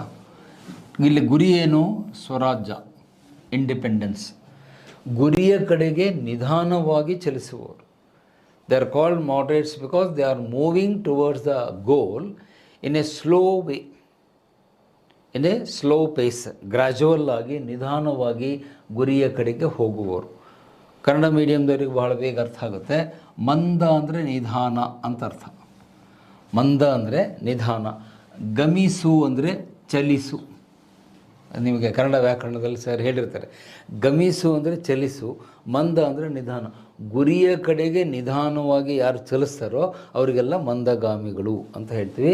ಇಂಗ್ಲೀಷ್ನಲ್ಲಿ ಮಾಡ್ರೇಟ್ಸ್ ಅಂತ ಹೇಳ್ತೀವಿ. ಆ ಮಾಡ್ರೇಟ್ಸ್ ಅನ್ನೋ ಪದ ಯಾಕೆ ಬಳಸ್ತೀವಿ ಅಂದರೆ, ಇವರು ಹಿಂಸಾಚಾರಕ್ಕೆ ಹೋಗಲಿಲ್ಲ, ಬ್ರಿಟಿಷರೊಂದಿಗೆ ಹಿಂಸಾತ್ಮಕ ಹೋರಾಟವನ್ನು ಅವ್ರು ಮಾಡಲಿಲ್ಲ, ಶಾಂತಿಯುತವಾದ ಹೋರಾಟಗಳನ್ನು ಮಾಡಿದ್ರಿಂದ ಅವರಿಗೆ ಮಾಡ್ರೇಟ್ಸ್ ಅಂತ ಹೇಳ್ತೀವಿ. ಸೌಮ್ಯವಾದಿಗಳು, ಇತ್ತೀಚೆಗೆ ಬೇರೆ ಪದ ಕೂಡ ಅದಕ್ಕೆ ಬಳಕೆ ಮಾಡ್ತಿದ್ದಾರೆ, ಅದನ್ನು ಮಾರ್ಜಿನಲ್ಲಿ ಬರ್ಕೊಂಡಿರಿ. ಮಂದಗಾಮಿಗಳಿಗೆ ಇನ್ನೊಂದು ಹೆಸರು ಸೌಮ್ಯವಾದಿಗಳು, ಸಾಫ್ಟ್ ಲೀಡರ್ಶಿಪ್ ಅಂತ ಹೇಳ್ತೀವಿ. ಅವರು ಹಾರ್ಡ್ ಲೀಡರ್ಶಿಪ್ಪನ್ನು ಮಾಡಲಿಲ್ಲ, ಸಾಫ್ಟ್ ಅಪ್ರೋಚನ್ನು ಇಟ್ಕೊಂಡ್ರು. ಬ್ರಿಟಿಷರೊಂದಿಗೆ ನೇರವಾಗಿ ಸೆಣಸಾಟಕ್ಕೆ ಅವರು ಇಳಿಲಿಲ್ಲ. ಬಹುಶಃ ಯಾಕೆ ಇಳಿಲಿಲ್ಲ ಅನ್ನುವುದಕ್ಕೆ ಎರಡು ಕಾರಣಗಳನ್ನು ಇತಿಹಾಸಕಾರರು ಕೊಡ್ತಾರೆ. ಒಂದು, ಬ್ರಿಟಿಷ್ ಸಾಮ್ರಾಜ್ಯ ಬಹಳ ಬಲಿಷ್ಠವಾಗಿತ್ತು. British empire was so strong that you are not able to tackle them. ನೀವು ಅವ್ರನ್ನ ಟ್ಯಾಕಲ್ ಮಾಡುವಷ್ಟು ಶಕ್ತಿ ನಿಮ್ಮಲ್ಲಿಲ್ಲ. ಅದು ಹೇಗೆ ಅಂದರೆ, ಈ ಇರುವೆನ ಆನೆ ಮೇಲೆ ಹೋರಾಟಕ್ಕೆ ಬಿಟ್ಟಂತೆ. ಸೊ ಆನೆಯ ಜೊತೆಗೆ ಇರುವೆ ಹೋರಾಟ ಮಾಡೋಕ್ಕಾಗಲ್ಲ. ಆನೆ ಅಂದರೆ ಇಲ್ಲಿ ಬ್ರಿಟಿಷ್ ಸಾಮ್ರಾಜ್ಯ, ಇರುವೆ ಅಂದರೆ ನಮ್ಮ ಕಾಂಗ್ರೆಸ್ ಸಂಸ್ಥೆ ಚಿಕ್ಕದಾಗಿತ್ತು, ನೀವು ಅವ್ರ ಜೊತೆಗೆ ಹೋರಾಟ ಮಾಡುವ ಸಾಮರ್ಥ್ಯ ನಿಮಗಿಲ್ಲ ಅನ್ನೋದು ಒಂದು ರೀಸನ್. ಇನ್ನೊಂದು ಯಾಕೆ ಅವರು ಮಾಡ್ರೇಟರ್ ಆಗಿದ್ದರು ಅಂದರೆ, ಅವರಲ್ಲೊಂದು ನಂಬಿಕೆ ಇತ್ತು. ಏನು? ಬ್ರಿಟಿಷರು ಇಂದಲ್ಲ ನಾಳೆ ಅವರೇ ನಮ್ಮ ಸಮಸ್ಯೆಗಳನ್ನು ಅರ್ಥ ಮಾಡಿಕೊಂಡು ನಮ್ಮ ಸಮಸ್ಯೆಗಳನ್ನು ಬಗೆಹರಿಸ್ತಾರೆ, ನಮ್ಮ ಕಷ್ಟ ಸುಖಗಳಿಗೆ ಸ್ಪಂದಿಸ್ತಾರೆ ಅನ್ನುವ ಒಂದು ಗುಡ್ ಫೇತ್. ಅದಕ್ಕೆ ಗುಡ್ ಫೇತ್ ಅಂತೀವಿ ನಾವು ಇಂಗ್ಲೀಷಲ್ಲಿ. They had the good faith in the nobility and goodness of the Britishers ಅಂತ ಹೇಳ್ತೀವಿ. ಬ್ರಿಟಿಷರ ಒಂದು ಒಳ್ಳೆಯತನದಲ್ಲಿ, ಜೆಂಟಲ್ಮನ್ಶಿಪ್ಪಲ್ಲಿ ಇವರಿಗೆ ನಂಬಿಕೆ ಇತ್ತು. ಬಹುಶಃ ಇವರೇನು ಅಂದ್ಕೊಂಡಿದ್ರು, ಬ್ರಿಟಿಷರಿಗೆ ನಮ್ಮ ಸಮಸ್ಯೆ ಅಂತ ಏನು ಅಂತ ಗೊತ್ತಿಲ್ಲ, ಅದನ್ನು ಅವ್ರಿಗೆ ಹೇಳಿದರೆ, ಕನ್ವಿನ್ಸ್ ಮಾಡಿದರೆ ಬಹುಶಃ ನಮ್ಮ ಸಮಸ್ಯೆ ಬಗೆಹರಿಸ್ತಾರೆ ಅನ್ನುವ ವಿಶ್ವಾಸ, ನಂಬಿಕೆ ಇವರಲ್ಲಿ ಇದ್ದಿದ್ದರಿಂದ ಇವರು ಹಿಂಸಾತ್ಮಕ ಹೋರಾಟಕ್ಕೆ ಇಳಿಲಿಲ್ಲ. ಇನ್ನು ಬಿಪಿನ್ ಚಂದ್ರ ಅವರು ಮಾತ್ರ ಮೂರನೇ ರೀಸನನ್ನು ಕೊಡ್ತಾರೆ. ಏನು, ಇಲ್ಲಿ ಹೋರಾಟಕ್ಕೆ ಬಂದವರೆಲ್ಲರೂ ಏನಾಗಿದ್ದರು, ಬುದ್ಧಿಜೀವಿಗಳಾಗಿದ್ದರು. ಅವ್ರ ಹೆಸರು ನೋಡಿದ್ರೇ ನಿಮ್ಗೆ ಗೊತ್ತಾಗುತ್ತೆ. ಇಂಟೆಲೆಕ್ಚುವಲ್ಸ್, ದಾದಾಬಾಯಿ ನವರೋಜಿ ಇರ್ಬೋದು, ಗೋಖಲೆ ಇರ್ಬೋದು, ಬ್ಯಾನರ್ಜಿ ಇರ್ಬೋದು, ಆರ್ ಸಿ ದತ್ ಇರ್ಬೋದು, ಇವರೆಲ್ಲ ಗ್ರೇಟ್ ಇಂಟೆಲೆಕ್ಚುವಲ್ಸ್. ಬಹುಶಃ ನಾವು ಅವ್ರ ಬಗ್ಗೆ ಗಂಟೆಗಟ್ಟಲೆ ಮಾತನಾಡ್ಬೋದು. ಅಷ್ಟೊಂದು ಜ್ಞಾನ ಜೀವಿಗಳು, ಬುದ್ಧಿಜೀವಿಗಳಾಗಿದ್ದರಿಂದ ಈ ಬುದ್ಧಿಜೀವಿಗಳು ಸಾಮಾನ್ಯವಾಗಿ ಹಿಂಸೆಗೆ ಇಳಿಯಲ್ಲ. ಅದು ನಿಮ್ಗೆ ಗೊತ್ತಿದೆ. ಜಗತ್ತಿನ ಯಾವುದೇ ಇತಿಹಾಸವನ್ನು ನೀವು ತೆಗೆದು ನೋಡಿ, ಈ ಬುದ್ಧಿಜೀವಿಗಳು ಯಾವಾಗಲೂ ಶಾಂತಿಯುತ ಹೋರಾಟದಲ್ಲಿ ನಂಬಿಕೆ ಇಟ್ಟಿರ್ತಾರೆ ಹೊರತು ವೈಲೆನ್ಸಲ್ಲಿ, ಹಿಂಸೆಗೆ ಅವರು ಯೂಶ್ವಲಿ ಮನಸ್ಸನ್ನು ಮಾಡಲ್ಲ. ಹಾಗಾಗಿ ಅವರು ಆ ಬುದ್ಧಿಜೀವಿಗಳ ಹಿನ್ನೆಲೆಯಲ್ಲಿ ಬಂದಿದ್ದರಿಂದ ಅವರ ದಾರಿ ಏನಾಗಿತ್ತು, ಶಾಂತಿಯುತವಾಗಿತ್ತು, ಪೀಸ್ಫುಲ್ ಆಗಿತ್ತು. ಅದಕ್ಕೇ ಮಾಡ್ರೇಟ್ಸ್ಗಳಿಗೆ ಇನ್ನೊಂದು ಟೈಟಲನ್ನು ಕೂಡ ಇತಿಹಾಸದಲ್ಲಿ ಕೊಟ್ಟಿದ್ದಾರೆ. ಏನಂತ, ಪ್ಯಾಸಿಫಿಸ್ಟ್ ಅಂತ ಅವರನ್ನು ಕರೀತಾರೆ. ಮಂದಗಾಮಿಗಳಿಗಿದ್ದಂಥ ಇನ್ನೊಂದು ಟೈಟಲ್ ಏನು ಅಂದರೆ ಪ್ಯಾಸಿಫಿಸ್ಟ್ ಅಂತ ಇಂಗ್ಲೀಷಲ್ಲಿ ಕರಿತೀವಿ. ಅಂದರೆ ಶಾಂತಿಯ ಮಾರ್ಗದಲ್ಲಿ ಸಾಗುವವರು. ಪ್ಯಾಸಿಫಿಸ್ಟ್ ಅಂದರೆ ಶಾಂತಿ ದೂತರು, ಶಾಂತಿ ಮಾರ್ಗದಲ್ಲಿ ಸಾಗುವವರು ಅಂತ. ಸೊ ಅವ್ರಿಗೆ ಆ ಇನ್ನೊಂದು ಟೈಟಲ್ ಇದೆ. ಮಾಡ್ರೇಟ್ಸ್ಗೆ ಇನ್ನೊಂದು ಆಲ್ಟರ್ನೇಟಿವ್ ಟೈಟಲ್ ಪ್ಯಾಸಿಫಿಸ್ಟ್ ಅಂತ ಕರೀತಾರೆ. ಸೊ ಈ ಹಿನ್ನೆಲೆಯಲ್ಲಿ ಅವರು ಏನು ಮಾಡ್ತಾರೆ, ತಮ್ಮ ಒಂದು ಹೋರಾಟವನ್ನು ಬ್ರಿಟಿಷರ ವಿರುದ್ಧ ಮಾಡಲಿಕ್ಕೆ ಸ್ಟಾರ್ಟ್ ಮಾಡ್ತಾರೆ. ಸೊ ಈ ನಾಯಕರು ಹೇಗೆ ಹೋರಾಟ ಮಾಡಿದರು, ಯಾವ ವಿಧಾನವನ್ನು ಬಳಸಿದರು, ಮತ್ತು ಅವರು ಯಾಕೆ ಫೇಲ್ ಆದರು, ಅವ್ರು ಫೇಲ್ ಆಗುವುದಕ್ಕೆ ಕಾರಣ ಏನು ಅನ್ನೋದನ್ನು ನಾನು ನಾಳಿನ ಚರ್ಚೆಯಲ್ಲಿ ಮುಂದುವರಿಸ್ತೇನೆ. ಯಾಕೆ ಸಮಯ ಮುಗಿದಿದೆ. ಸೊ ನಾಳೆ ಅದರ ವಿವರಣೆಯನ್ನು ಕೊಟ್ಟು ಮುಂದಿನ ಹಂತಕ್ಕೆ, ಅಂದರೆ ಕ್ರಾಂತಿಕಾರಿಗಳು ಬರ್ತಾರೆ, ಎಕ್ಸ್ಟ್ರೀಮಿಸ್ಟ್ ಬರ್ತಾರೆ, ಮುಂದಿನ ಹಂತಕ್ಕೆ ನಾಳಿನ ಚರ್ಚೆಯಲ್ಲಿ ನಾನು ಸಾಕ್ತೇನೆ. Thank you.